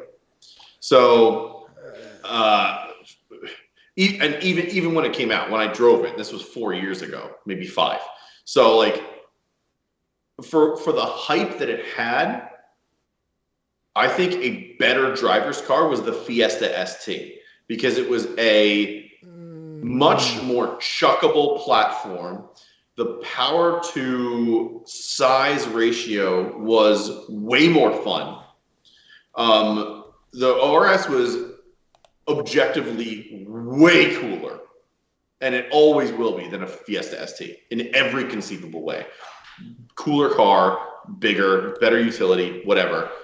But a Fiesta ST was just, in my opinion, a better driver's car than a Focus RS because I drove them back to back. And I had a lot more fun in the ST than I did in the Focus RS. The Focus RS felt like a hatchback trying to be a sports car. The Fiesta ST felt like a hatchback that wanted to be a go-kart, which it was, and it still is. It's a very good car. But I feel the Fiesta ST will go down as a better hot hatch than the Focus RS here will in the US, honestly. It's just a better driver's car, I feel. and if you think Greg is wrong, go buy one of his shirts. Chad immediately buys 35 shirts. No, I can't get on board with that take. The Golf R. I figured you wouldn't. Golf R is soft. It is stupidly overpriced for what it is. That is accurate. Yes, you can put all the bolt-ons on the world on a Golf R, push 500 horsepower, and run in the 11s. Like, that's pretty dang impressive. I will give you that the Golf R has a more pleasant sound, but then again, the RS sounds like a freaking rally car, which is what hot hatches are, basically. Yeah. And then on the other side of the equation, sure, the Fiesta ST is more chuckable, but the shifter, you have to like lean down. It feels like you're driving a truck. The shifter's so low, so it's like it was pretty. You're going to develop that. The Fiesta ST is going to be out there hurting people, giving people scoliosis. I don't know. I don't know. It just felt like a better driving car overall than the RS. The RS felt very sports car-ish. The RS almost felt like it was trying too hard. while the ST sort of knew what it was. Right. And I get it's a different platform. Totally understand that. Focus RS versus Focus ST. Focus RS all day. The Focus ST was, you said the Golf R was soft. Focus ST was very soft. It was underpowered. It felt weak. It did not feel like an appropriate hot hatch. Never did. Never will. I would take a Fiesta ST over a Focus ST 10 out of 10 times. Never, ever would I choose a Focus ST over a Fiesta ST. But the Focus RS makes it a much more interesting conversation because it's a better car in every way to the Focus ST, but a small hatchback that can be a great driver's car and also have a bit of utility. The Fiesta ST is just a better car overall if you don't need a ton of space. And not that the Focus RS was a giant car, but I just feel that the Fiesta ST was just a better driver's car in that respect. Like the same way that a lot of people think a Porsche Boxster is a better driver's car than a Mazda Miata, and you'll get 5 people that think one way and 5 people that think the other way. So I think it's that same sort of conversation. Right. I mean, at the end of the day, it's all subjective, right? You're the one in the driver's seat. Right. You know what you like. And Exactly. you really shouldn't. If you like something, you shouldn't really let some talking head on the internet tell you otherwise. Right. But what I loved about the RS, and this part of it's sentimental because I remember I had a Focus growing up. I boosted said Focus. I did one of my first ever burnouts in front of Greg in one of these Focuses. Yes. Mildly, it was unintentional at first, and I was like, let's just roast these motherfuckers. It was like my second day driving a car. Rather unsurprisingly, that car met with a fairly violent end. A total end. But in that same body style, that first gen Focus, one of the first Top Gears I remember watching is like the Focus RS, and I was like, "What? There's a turbocharged version of this? Like that is amazing!" And then every year that went by, the RS, like then you had the RS that was based off of the same platform, or the Focus and the C30 shared a platform, and it would have been really really cool to build like a Focus RS with the C30 body on it. Just 700 cool. horsepower build sort of got in the way. Yeah, as it should. So, like, To be honest. so let's just recap the RS, right? It was developed. Part of it was developed, and then launched by, and then subsequently rallied by, and then gymkhana'd by Ken Block, which I think added a lot to the cool factor. Now, I will sit here and say this again. I don't think those RSs sounded particularly good as a daily driver. Like, sure, if you're screaming through woods, that's where they fit. But Yeah. I mean that was, to me, that's on the same level as the, like, if not, may even be a little higher, but it's on the same level as the Evo, STI, and then the Focus RS. They are all right there, and it's kind of sad that the only one really flying that flag now is Toyota, and it's a 3-cylinder, even though those are strong freaking little motors. Yeah. They really are. With the thickest cylinder wall I've ever seen. Means throw some pistons in that bad girl. I think it has pretty thick connecting rods too. Yeah, it does. So those things should be pretty dang capable. Yeah, they should. I mean, what was the thing when they first came out? Someone basically just tuned it to like 470 or 460 at the wheels with basically no forged internals. From a 3-cylinder, that's very impressive. I still think they should bolt it. They should Crazy put impressive. 2 of them together, flip it around, and drop it in the Supra. Just make an i3, but actually i6. And I don't know, Yes. just pulling something out of my ass here. Call up the 3JZ. It's almost like it's logical. Weird. Chuck Wolf actually has a pretty interesting question. Yes, you answer that. I will be right back. It's For the two parts. 93rd time. So this is two parts. Do electric cars have better all-wheel drive? Yes.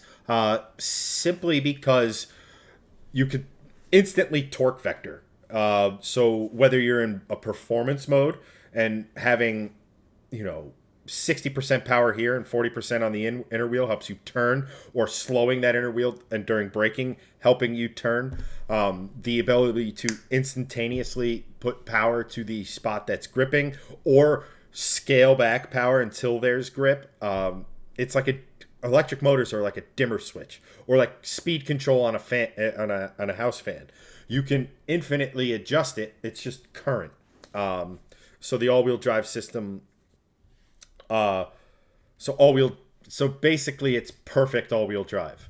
You hear about torque vectoring and like stuff like the Focus RS, or stuff like Audi has with the Quattro, all this stuff, but they are not like, they can't instantaneously do those sort of things, and it's still mechanically limited through clutches. So there's wear, all that other sort of stuff.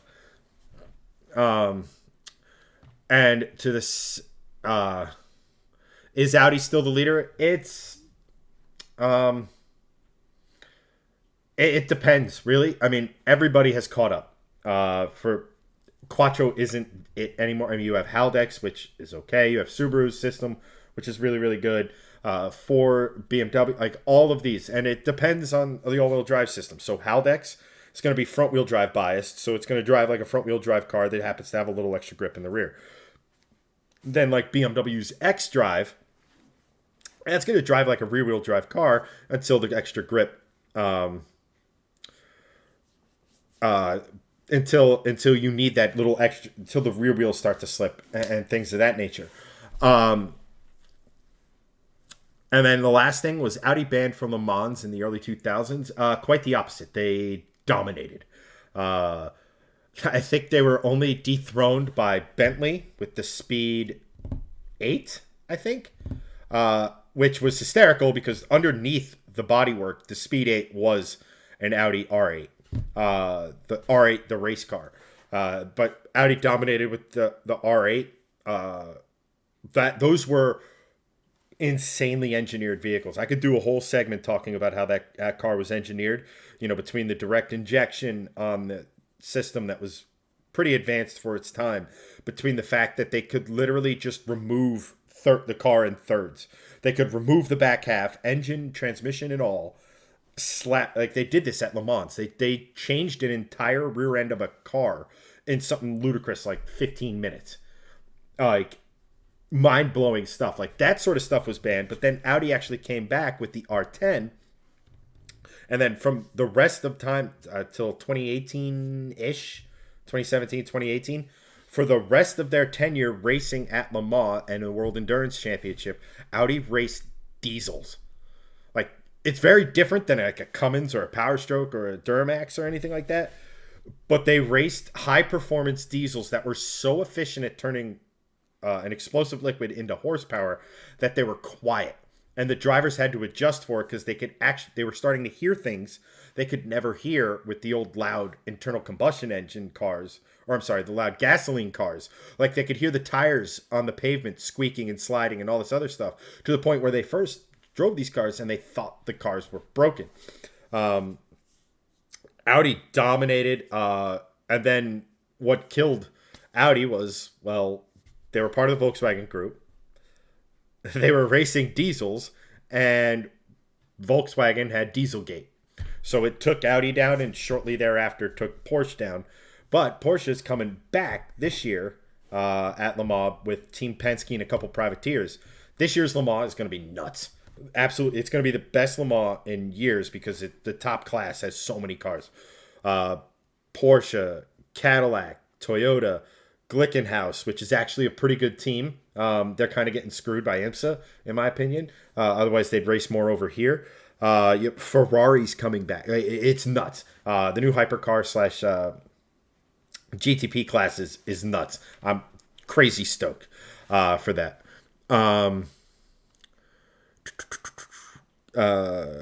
Christian, Christian goes, the manual Chevy Cruze is low key a hoot to drive, even if you're going to make it 30 feet before you're out of coolant. Low key, low power cars with a manual gearbox that you don't give a fuck about are always fun. Yep. Low key, Chevy Cruze hatchback, also very good looking car for its time. Yes, I agree. Shocked they didn't make an actual performance version of that because it was very cool looking and could have been a really real competitor based on its looks only. It was very, very attractive for a small hatchback. Did we talk for all-wheel drives? Did we talk about Subaru all-wheel drive systems or no? I mentioned it. Okay. I would say Subaru's all-wheel drive system is as good as Audi's. Having driven them back to back on dry pavement, there's really no discernible difference between the two. It's really in the inclement weather where you're going to see a bit of differentiation. And both of them are extremely good. I would say one of them is just a luxury version of the other, really. Well, the design is very similar. It's engine in front of front axle. So, right. I mean, you're going to have all the grip in the world until you understeer into a tree. Yeah, correct. And that's one of the crazy things about Audi. Rally all-wheel drive. That's one of the crazy things about Audi and Quattro is that they dominated because they were the first to do it, so they had a head start on everyone. Right. Once everybody kind of caught up, the Audi system was compromised, but they did it first, so they got the notoriety to it. Right, exactly.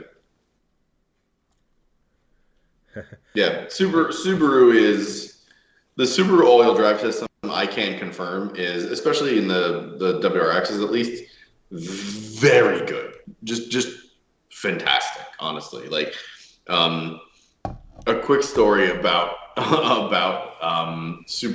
The Subaru Ion was a 2014 WRX hatch. It was still to this day one of the best cars I've ever owned. It was dead reliable. Literally never had a problem with it. The only thing that I did to that car was some white line sway bars and some shifting linkage and bushings. Like that's it. Just crispened up the shifts, made it less body roll. I didn't do anything in the drivetrain. I should have, but it was my daily. And at that point, like I knew the Subaru reliability issues and everything. So I was like, you know what? I'm just going to keep it a stock car and enjoy it for what it is. And honestly, those two things just made it like that much better of a car. So my wife, it was not a huge fan of that purchase. She didn't really understand it. Being an enthusiast car, I was looking at other cars at that point in time, like Honda Accord, Mazda 6, which, right when that new Mazda 6 kind of came out with the new design with the big grille and really beautiful when it came out. Those kind of cars were like the other things. And then I'm like, you know what? I'm a car enthusiast. I kind of want to look at the Subaru WRX because it's within that price point. And I drove one and I honestly kind of just fell in love with it. It was like raw. It was a little loud, not just from like the exhaust or anything, but from like road noise. And it was just a fun, chuckable car. But the one night where my wife was very convinced about Subaru and the all-wheel drive system and winter tires was we were in a snowstorm and going down to our friend's house in like central Jersey. And on the way, it was like half a foot on the roads because it just dumped like constant snow. And at that point in time, she was just like, I don't know if we're going to be able to go. I'm just like, honestly, like, we don't have to worry about it. The Subaru has winter tires. It has an all-wheel drive system that's really, really good. Like, we can easily make it. We got down into central Jersey. There was nothing. It was just rain. But up in North Jersey, there was like literally half a foot on the roads. And the way the car like handled the roads, she was like, wow, this car is amazing in the snow. And I'm like, yes, the car is very good. It has a lot to do with the tires too, but just Subaru all-wheel drive system is one of the best. Like, even when you compare it to like Audi and Porsche and other all-wheel drive systems that are incredibly good, like Nissan system as well, and the GTR, like it's a top 5 system out there regardless. So, I think the Subaru all-wheel drive system is just fantastic. And you really can't get a better bang for the buck all-wheel drive system than with Subaru. It just doesn't exist, because everything else we're talking about is expensive. GTR all-wheel drive system, Audi is a luxury car, Porsche is even more of a luxury car slash sports car. Like, you don't really get the same value you do with Subaru, and in my opinion, that makes it the best all-wheel drive system, because it's symmetrical all-wheel drive. You get a better all-wheel drive experience from a commuter car standpoint, and even a bit more with the enthusiast car standpoint, and then the lower end with the WRX and STIs and what have you, than you do with, the Audis, the RSs, the Porsches, 911s, Caymans, and what have you, that have the all-wheel drive system. I don't think Caymans actually have the all-wheel drive system, but like 911s that do, modern Turbo S's, Panameras, Cayennes, and stuff like that. Subaru's all-wheel drive system is just a much better value, because it's honestly just as good for a fraction of the price. So if I'm spending the money with the money that I have now, I'm buying a Subaru. Is quite frankly it's just the answer. Let's see what you guys have to say, if anything, on the issue. Steve, I miss my damn Subi. Honestly, I do too. I would love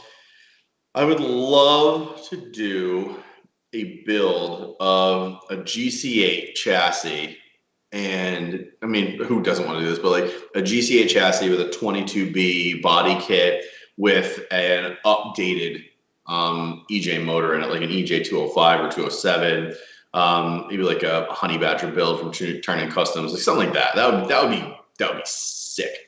I would love to do that. And maybe I can in the next year or two. I think that would be very cool once these Volvo 245s are done.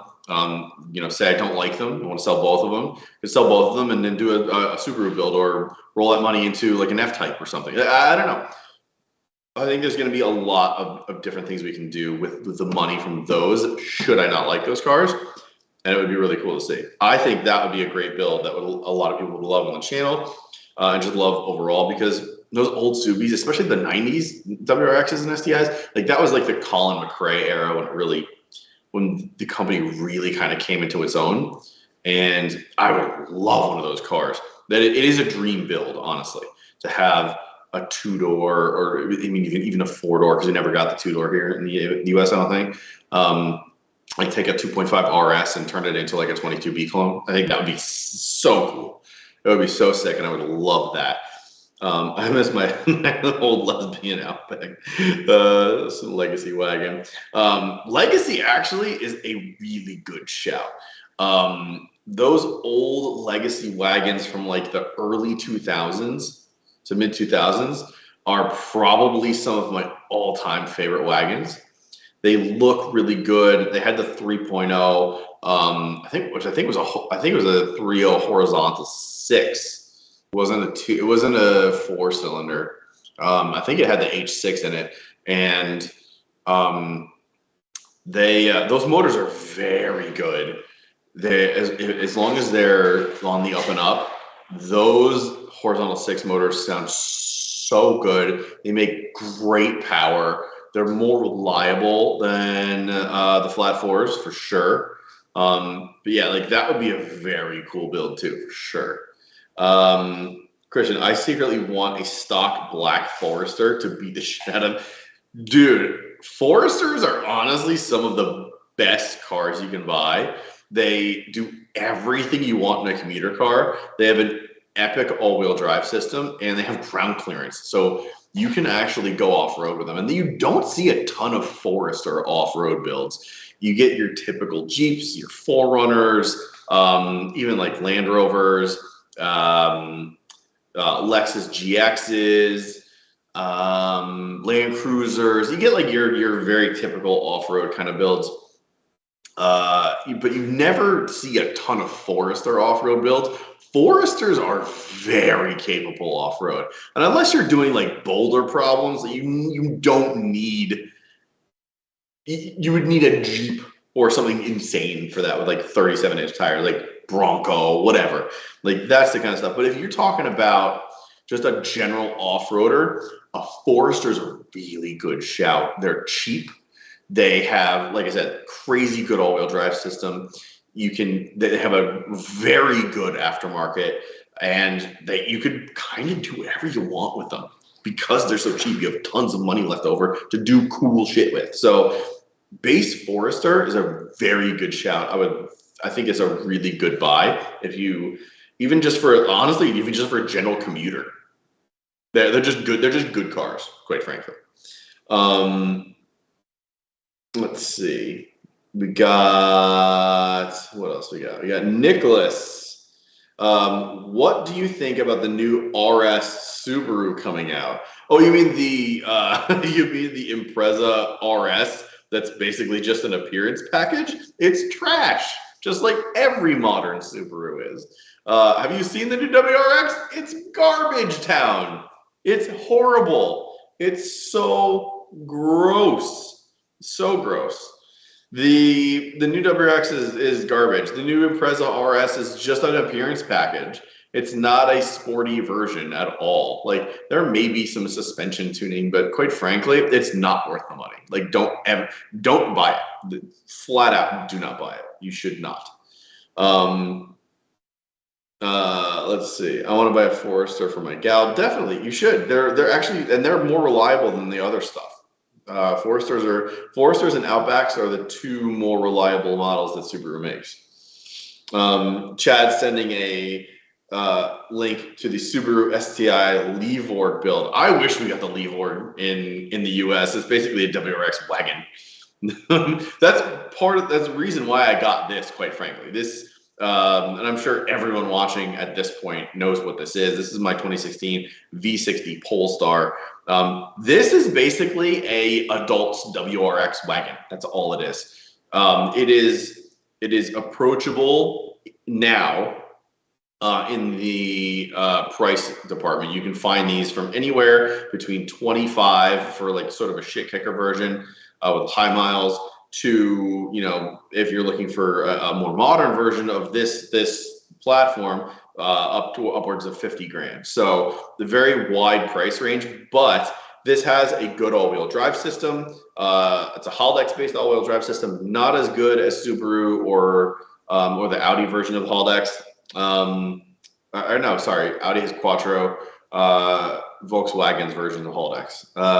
Volkswagen is a better version of Haldex, I believe, or at least it's a better program than the upgraded Volvo ones. But it still is a very good all-wheel drive system. It's basically the same size as the WRX. The interior dimensions of this are not much bigger than my 2014 WRX hatch was. So, it's funny. The 2014 WRX hatch, this, and the E9X platform of BMWs are all within about an inch and a half of interior dimensions for everything. Headroom, shoulder room, hip room, overall just interior comfort. So they're all pretty comparable in that respect. But yeah, this is basically an upgraded WRX. This thing when it came out was like 62.5, I want to say, which was 100% not worth the money. Not at all. An M3 is worth that money, and I 100% stand by that. This, as a $30,000 to $40,000 used car, tremendous value, honestly. One of the better performing used cars that you can humanly buy. Not a crazy aftermarket, but you can get, I dynoed this thing at 315, 395 at the wheels, bone stock. That is an absurd amount of power and torque for an engine bone stock at the wheels, which essentially is 355 and 440 at the crank with parasitic loss. Like, that's nuts. Crazy undervalued, quite frankly. So how much horsepower? 315 at the wheels, which is pretty spot on for what they had. And it's about 355 crank with parasitic loss. But they said this was 345, 369 at the crank. This dynoed at 395 torque at the wheels, which roughly puts it at 440 at the crank. which is absurdly undervalued as far as torque is concerned from factory. Like That is 369 to 440 that is so adorable. But bone stock, that is an enormous gap. That is a Sure level of diesel in there? sandbagging torque gap that BMW is jealous of. Like, No, that's diesel. Those are huge. diesel numbers. That just tells me Right. that your turbo is too small and your intake is restrictive. 100%. So, interestingly enough, the intake doesn't do anything on these cars. It does not add a lot of performance value, if any. Okay, so we need to turbo is 100% yes, obviously, because if you get a bigger turbo, not intake like a manifold or something to flow more. The manifold that may mount. make your flow better. Yes, 100% you get better. Cold air stuff. intakes But, are a myth. yes, I mean, yeah, cold air intake. Where's the air coming from? Outside. Cool. Might be cold. Where is the air going to? Is that a very hot engine bay? So like, Right. it's not really a cold air intake. All right. That's not a thing. But anyway, to just finish out that thought, this really is like an upgraded WRX, I think, and I'm gonna make a video on that pretty soon and put it on the main channel. But just Subarus in general, honestly, they're just really good bang for buck as far as all-wheel drives are concerned. Yes. Full. Absolutely agree. All right, so chat real quick. Everyone spam third pedal, so I know you're paying attention real quick here. Since tonight was the stream of, well, let's just face it, not cars. Even though we had some good stuff and it was a lot of fun tonight. I'm gonna thank you, Greg. So real quick, guys, this is about nothing to do with cars, but third pedal, clutch, manual transmission. Just so I know you're paying attention. So if I'm looking at chat, I know who's here and active and stuff like that. So one of my best friends, I've been after her. She's in chat, and she will back this up. I've been on her case for years. She has a little passion project that I've been telling her, yo, this is great. Start it. Let's get this small business kind of, get this small business off the ground. Just do it, because you're going to be 2 years down the road and wish you started 4 years, that sort of thing. So she is an awesome artist, an awesome painter. Her and her fiance do like woodworking projects and stuff like that. So if you look, this is just some of the stuff she does. So guys, if you're looking for a gift for your significant other, I think we do have an actual woman watching us tonight, not just Courtney, but which is hi, Christy. So, and I'm not just saying this stuff is universally quote unquote girly and stuff like that, because like the flag, everything you see here is actually, I think some variation of the flags are repurposed pallet wood, but like this was all made from scratch wood, and Courtney painted it and everything like that, and a lot of the stuff like the flags, they're pretty easy. But like there's a lot of stuff like custom woodworking stuff you want around the house, things of that. Steve, we're not on Greg in college anymore. Please no woodworking of me. No one wants to see that. Although we could get like a branding iron in that and just burn it into wood. But I'm gonna post the link in chat for you guys. And I want you guys to go over to this page, and I want you guys to go and follow, like the page and follow, because again, the woodworking stuff, she can make pretty much anything you guys want. So, shifting lanes palette. It's been a thought. So like all that shifting lane stuff. No longer a thought. I want to actually buy that now. Absolutely. We can see, there you go. I don't know why I'm looking at this monitor like I'm talking to Courtney over here. It just so happens where Courtney, make that. Give me. Do it. Chad has all of the stuff you need. Give me now. Yes, including access to Greg's bank account. Also, actually, sort of true because shifting lanes. Yeah. But at any rate, guys, head on over. Like that stuff. Like I said, if you're looking for gift ideas, things of that nature, I'm gonna go back real quick. It's Northern Bell Customs. If you guys need anything, send her a DM. Just like the page, follow it. New stuff all the time. So, like I said, if let's just say Doug wants a gigantic wooden Volvo badge, it can be made. Or if Doug's wife, say, wants, something a little classier for That her would house. actually be very cool. Giant wooden Volvo pallet. I would hang that in my garage, 100%.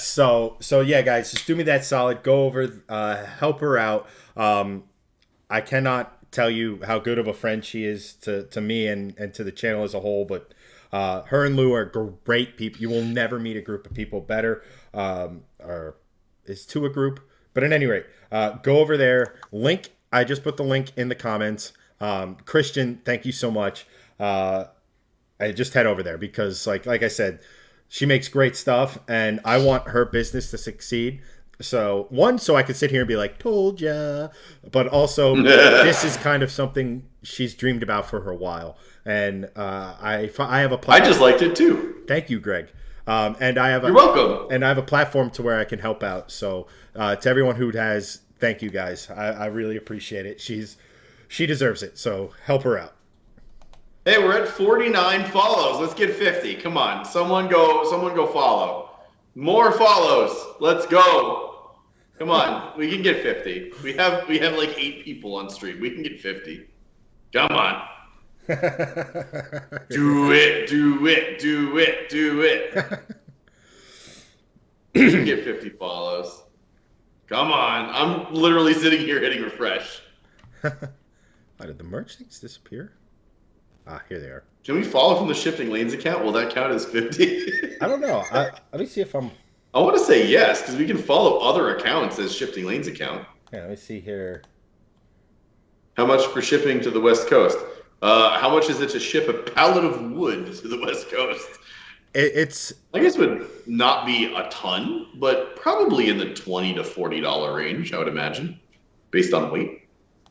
I mean, to ship a wheel across the country, I shipped 4 wheels, like wheels, big fucking metal wheels, from New Jersey to Oregon for like $120.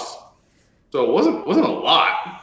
Yeah, so I would imagine one 15 to 20 pound pallet of wood. I would imagine would be like it's not 25 to 50 full bucks. It's not an actual full. No, it's not. Like, but I mean, a car-sized pallet, but it's like a decent. Court's size. there. Lou's probably right next to her and stuff. Like, I think these things weigh about anywhere from 20 to 30 pounds. So you can just extrapolate shipping based on that. Yeah. So I'd imagine 30 to 60 bucks depending. Yes, if we use the pallets to ship a cord of Greg shirts. Oh God. Just wrap it in Greg shirts. Yep, she's up to 51 follows, guys. Thank you so much, Christian. Thank you. Yeah, let's go, guys. You guys are. We say this every week, but this week, you guys are legendary legends. I'm gonna add the descriptor for that. So thank you so much, guys. Appreciate it. Hell yeah, let's go. And yeah, I think. Also, yeah, you should have been doing this for like the last 20 years, Courtney. Jesus. Listen to the Chad. Listen to the Chad. Greg is having my back on something. Just let that sink in.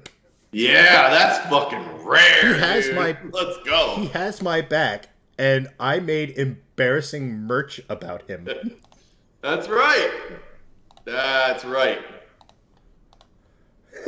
This stuff is great. I love it. Oh, can we put Greg wearing a hat on a hat? Probably could. Like Hatception. Just make it Hat Inception.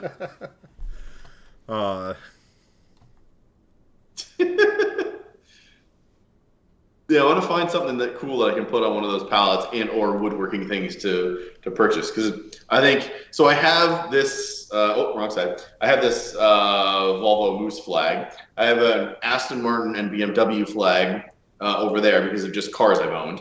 But I'd love like I think a Volvo wood burn. I think that would look really cool, but I don't know where to put it. Probably in here somewhere. But I really need to get the walls redone first before I do anything. The walls in here are just disgusting. The floor looks great. The walls look like crap. So gotta get that done first. Oh, oh, where was I saw it? I followed with my podcast page. I'll shoot them a shout out too. There, I only get 10 listens a week, but hey, it helps. It helps. Awesome. Thank you so much, Christian. And hey, man, Shifting Lanes started with a couple views. That's right. Just keep grinding. It's. That's right. It all. If you're passionate about it, it'll grow. And passion is real, and passion is. People see that, and if you do it enough and you learn the ropes and you do it the right way, it comes with good things. So that's right. Yeah, I'll be 100% honest. Like, you start posting that stuff around on social media and making reels out of that, and making reels out of like the process or the before and after, and you start throwing it on Facebook and Instagram and TikTok, that shit could blow up real quick. Quite frankly, because there's a lot of stuff out there that people will buy. That's definitely one of them. Put that stuff on Etsy post haste. Oh well, Etsy's actually having issues with their payments at the moment. Yeah, but you can still start an Etsy shop, and when the payment's resolved, do that. You will have it set up. Trust me, Court. If you're still here. Just tell Greg how many times a week I tell you to do these things. Didn't I say this like a while ago when I learned that you guys were actually like making these things? I'm just like, yo, you should put this on Etsy and immediately sell them. Like, there is a absurd amount of people that will buy this stuff. Oh, but that hold on a sec. Greg, talk. Why am I talking? I don't know. Why am I talking? I am. Good, Courtney. Good, Courtney. Yes. Chad's taking a picture of something. I don't know what. It's probably a Greg shirt. No, it'll make sense in a second. 2.5 hours, by the way, and we have literally talked about cars once, maybe twice. Hey, we get some consumerism as advice. Hunter! What's up, man? Thanks for joining. Hey, better late than never, my friend. Appreciate it. Oh, Hunter, while you're here, are you going to Carlisle this year? You totally should, but I want to know since you're here. Might as well ask now. Because both Chad and I are going this year. I just like Doug's comment. Tonight we've mostly found out we're passionate about awkward t-shirts and mugs. I mean, who isn't, quite frankly? I love good awkward t-shirts and mugs. Just pardon the mess, guys. But if you look at this, why is it zooming out? I'm zooming in. Ooh, we get to see what's to the right of Chad. So this is to the right of my office. Like I said, it's a bit of a mess at the moment. But I have a lot of these boxes and bags out because I'm furiously looking for those stickers for Steve and Doug. But that TV stand is something Lou and I built, Courtney's fiance. So like, nice. I'm surprised my TV hasn't turned off because I haven't touched it. But yeah, that's the last YouTube video I watched, which was, could a CrossFit weights vest save your life? And they're testing the ballistic capability of CrossFit vests. Kentucky Ballistics, in case anyone was wondering. That's great. Justin, there's a dress code for Carlisle now, and it's only Greg shirts. Yes. We're gonna start an OnlyFans that's only Greg's, and the only thing we put there is just pictures of me on shirts. I think not pictures of me. I think just pictures of me on shirts. One of you guys for Halloween next year should wear. So in that picture that Greg's wearing, he's wearing a Penn State shirt, which I'm only hoping that it doesn't get flagged for the little 2 letters on it. No. But if you guys go and you find that hat or a similar hat, put that on with a blazer with that shirt on, visible, Halloween costume figured out. Oh my god! Please, yeah. If someone actually goes as that for Halloween, we'll think of some kind of prize to give you because that's that would just be too much. That's too much not to get some sort of bonus for that. That's amazing.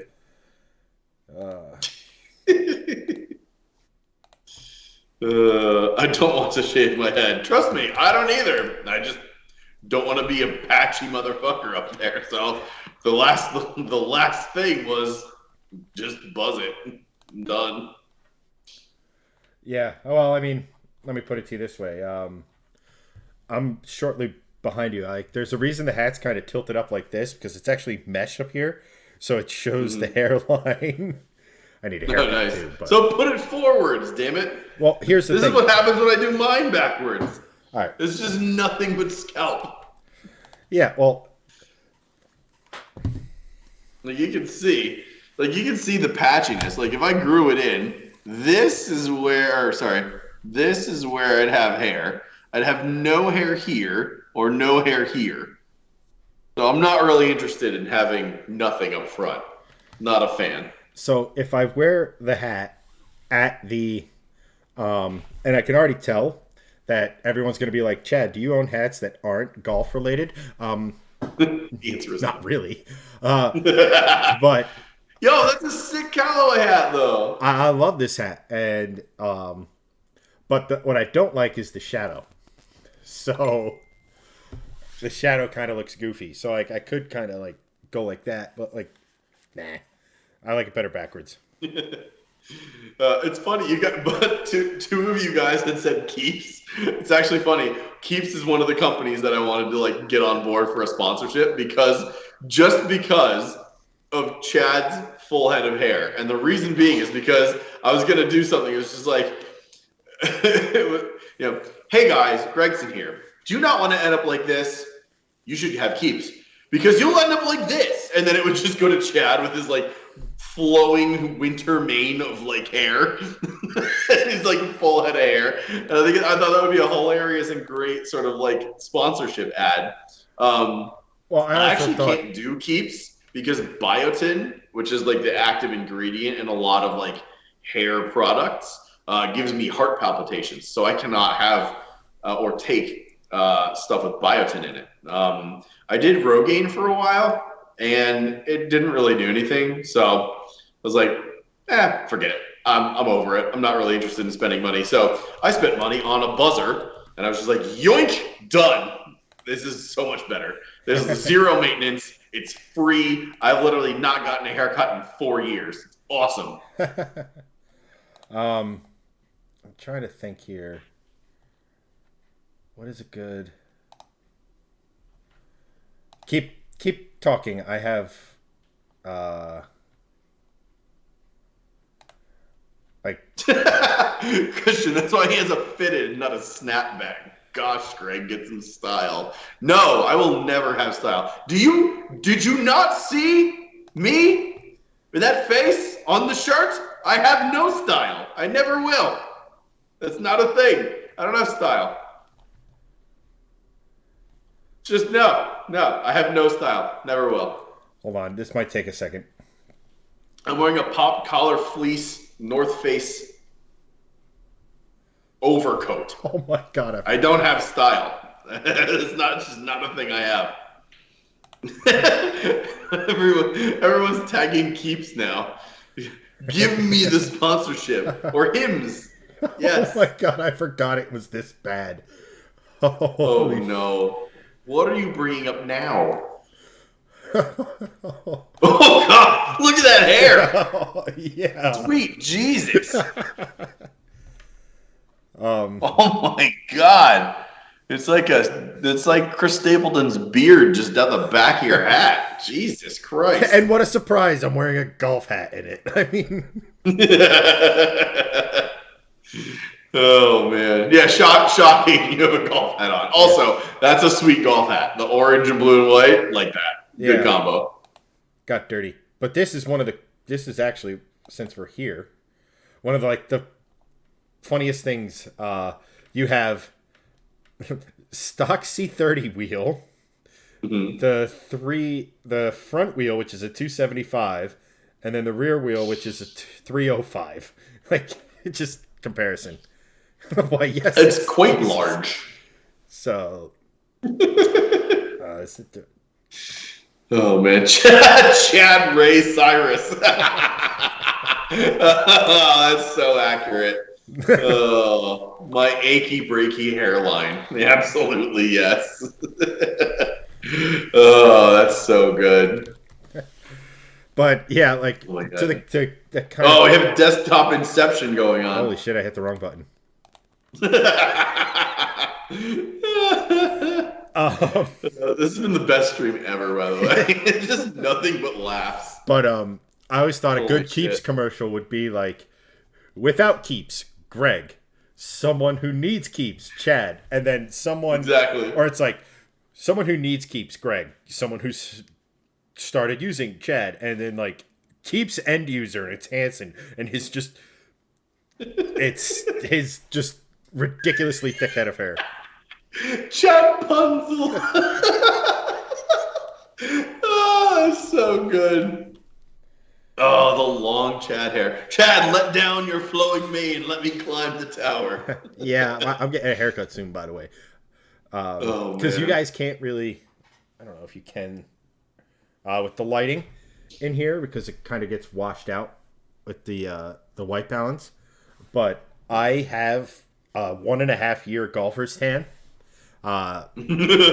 It's fantastic. So like from the eyebrows up is significantly whiter than the eyebrows down. Keep it PG, chat. By the way. Well, you work at a golf course, so I would imagine you'd have a golfer's tan at this So, point. but I'm also lazy because like the hair is kind of long now, but Yeah. I need that because there are like there might be Oh man. there's at least one wedding this summer, and I don't want to look like I think Jim Furyk had some epic. Oh, his was fantastic. His was one of the best, if not the best. Yeah. Oh Jesus Christ! Just link the picture. Oh my god. Blake Sheldon luck. Yes. Oh man. So do we have anything actual? Oh yes. Oh my Like- god. It's like an albino from the eyebrows up. It's like a New And York black and below white it's like cookie. a well tanned beach going individual. Apparently, Steve That's had an crazy. ass-length mullet, which is impressive. That is a crazy color difference. Um, Should we talk actually a car thing, or should we just go to bed at this point? I don't know what is there to talk about. We already talked about the biggest news in automotive history, which is the Gregson line. The Gregson line. Um, Oh god. Please don't make this a thing, but also make it a thing. But don't. I mean, it's our best spring launch ever. Got that spring launch, goodgoodgolf.com, but actually shifting lanes version. got that spring launch, that spring drop. I think it's Oh a my good God. place to call it a night. Yeah. This is ridiculous. I'm actually going to the link now. I haven't actually looked at these yet. Oh my god. It's so stupid. Oh, it's so dumb. Yeah. I also like the low rent LeBron James wearing the SL shirt. It's so good. He's definitely basement apartment LeBron James. And then who is the generic looking dude wearing the Greg shirt? He's just standing there like, I don't know. It's auto-generated. it's auto generated? Yeah. Oh my god, this is so bad. Hey. It's so bad. Holy crap. Yeah, the Chad line for Summers, Justin. Oh my god. Yes, we have to do the Chad line for the summer drop. So come June, we're gonna have the Chad line. The pop with the fucking pop collar and the aviators with the hat. That picture. Oh my god. Yep. I mean, we're gonna call that. I mean, let's face it, Chad, ultimate in masculinity. I feel like that's bordering on Giga Chad. You know. I think we got to do like a Sigma face for fall, where we just supposed to both just go like we just do the Sigma face, and that's the fall drop. Yeah. Done. For Greg to wear himself at Carlisle.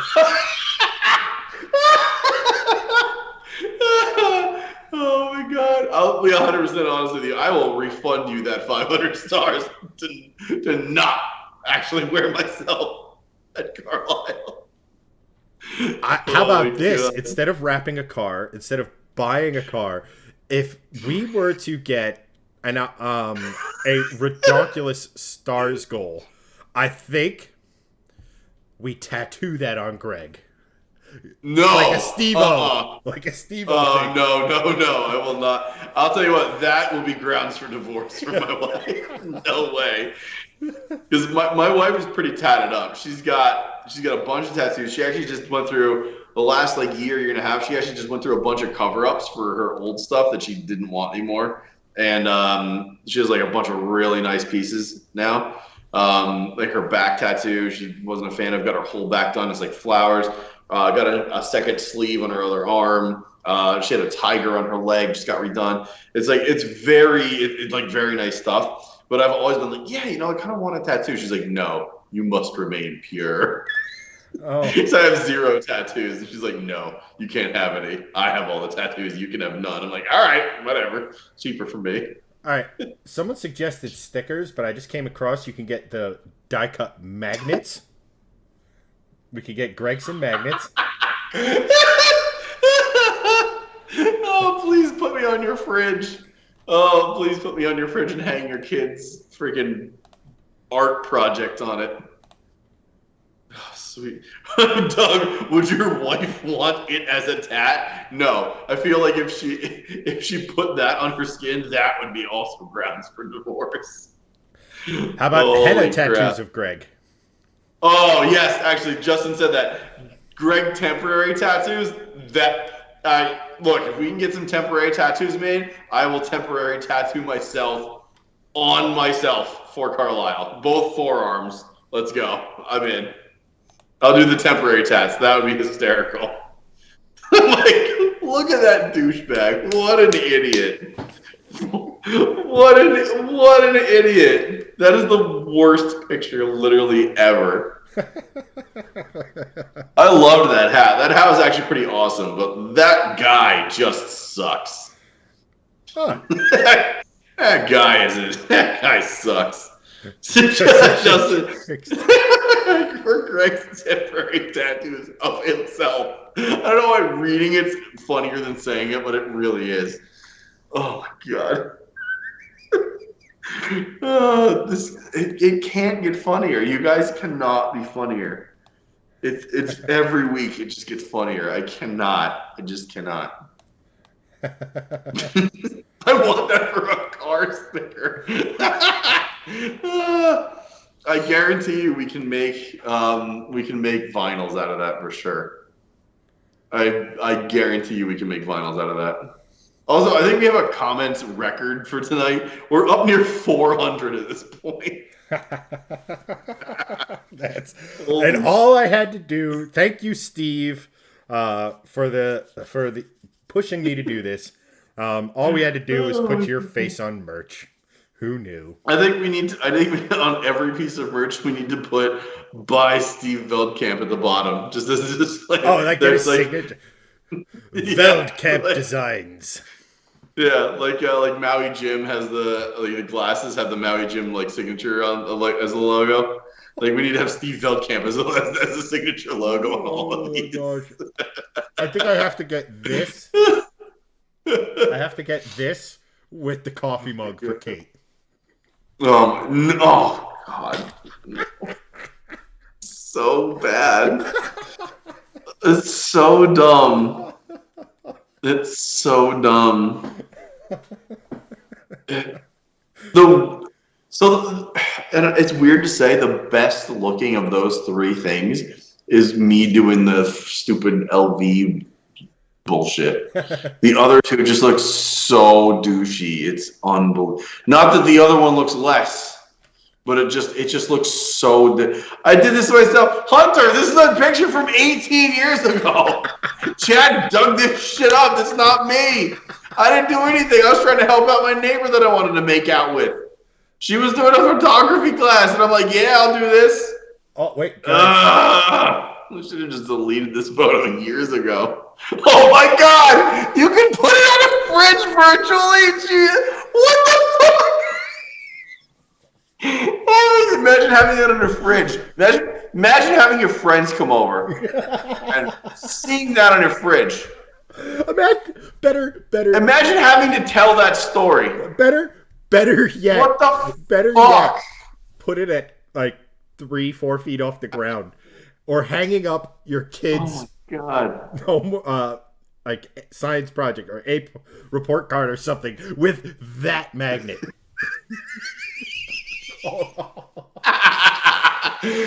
Straight A's, and then it's just me doing this shit right above it. But what we should do is like you doing this, right, or something like this, and then like when they get bad grades, you just like.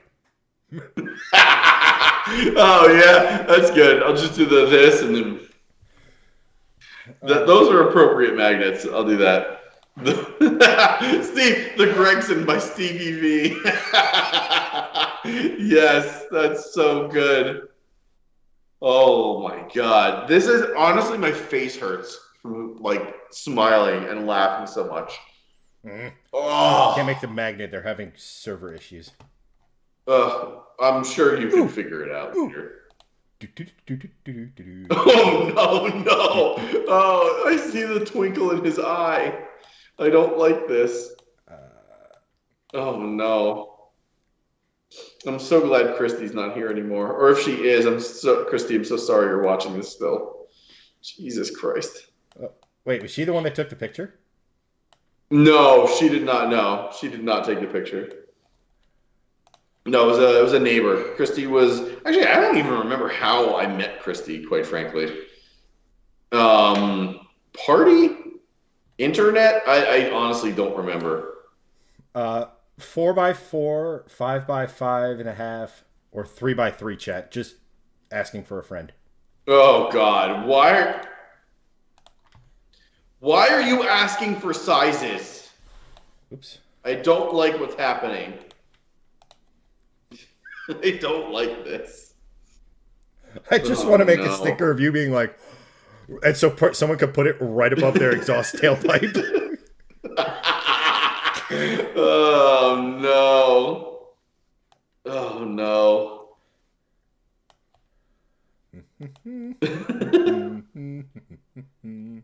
Oh. Wait, I can preview this. Oh please no! Texas style. Go big or go home. I think I have to finish this, just as long as Streamlabs cooperates. This is the. Oh,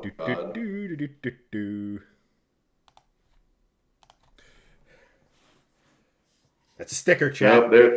Oh, there that crap is again. That's a sticker, chat.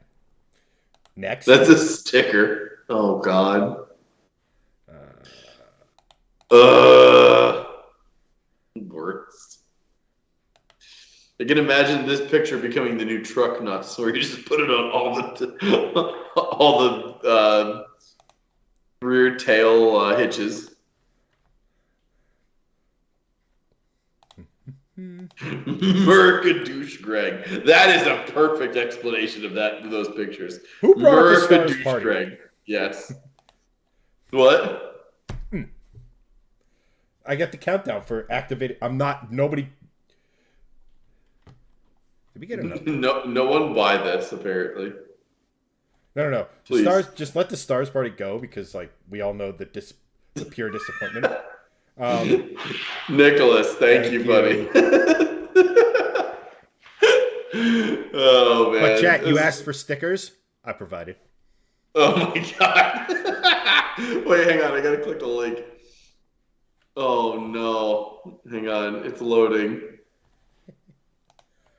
Oh no. I should probably rename this. Just name it Douche Greg. That's what it should be named. Oh god, did it trigger a stars party? No one contribute to the stars party, please. We already know what that does. Why is it called a kiss cut sticker? That's weird. Like the name. I renamed it to This Guy sticker. Ugh. Oh my god. Also, I like that it's two different hats. Also, why am I wearing it to the side like that? What a fucking knob. Hey, what's up? Welcome to Shifting Lanes, and I'm an idiot. Like, that'd be like doing the whole stream like this. I just realized if I move the one to the left, it would make it look like you're picking your own nose. Yeah, that's accurate. Oh my god. I also like that I'm wearing the smallest sunglasses ever in both of those pictures. Oh, it's so stupid. It's so the things you do. All right, chat. Since we got the OGs here, we've been poking fun at Greg and his attempt to impress a girl to try and, I like it. I think it's funny. We've been poking fun at him, so I will tell you. I don't know if Greg was actually here for this, but he definitely heard of this story. So I was 19 years old.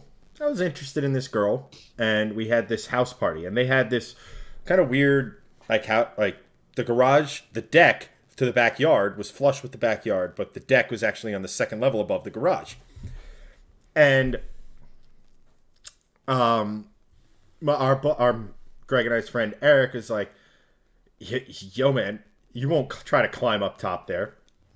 And then the girl I was like trying to impress was like, yeah, nobody can climb that. That's just stupid. Oh. And I took that as if you were to climb it, my pants are coming off.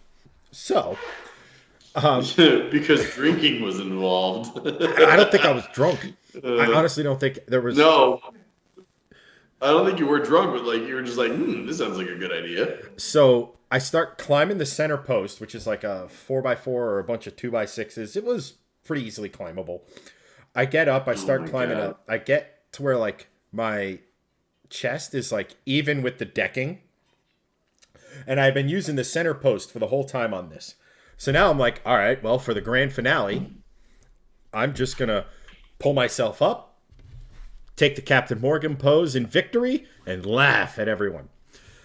And instead of staying on the post, which is connected to the frame and everything, one of the side pieces that are on the decorative parts that are just nailed in from the outside. So I go, okay, I'm going to... and just instantly fall backwards. Fell back, and like... So if you're ever in a situation where you're falling, one of the best things you can do to try to help break the fall is to throw your arms behind you so they're, behind your back, and that slows down some of the fall. But yeah, I tore up my arms, landed on pavement. Somehow I didn't concuss myself, but it's crazy. Got the girl though. That's what's important. So it was accurate. Climb this, pants come off. Eventually. It wasn't like an immediate thing. It wasn't like I got to the top and into the winds and the songs of angels that just poof. Yes, but you climbed a trellis work and it happened. Yes, I caused myself physical harm. I was an idiot. Oh my god, that's fantastic. All right. We're ending it now. No more. We're done. It's time to log off. So, for next week, we're actually going to talk car things. Yes. Thank you guys for watching, and thank you for buying my stupid face. Definitely going to be a thing for Carlisle. I think it's going to be very funny when A lot of people show up with douche Greg on their shirt slash Get sticker magnets slash for whatever cars that the are hell you Greg guys approved. But real merch that you actually would want to purchase, hat, exploding dinosaur shirt. That's coming next. We'll get that to you guys very soon. And hopefully before Carlisle, so you can actually wear something that you want to wear for Carlisle as opposed to this stupid me face. Who's to Either say way, they don't want to do that? yeah, that's actually a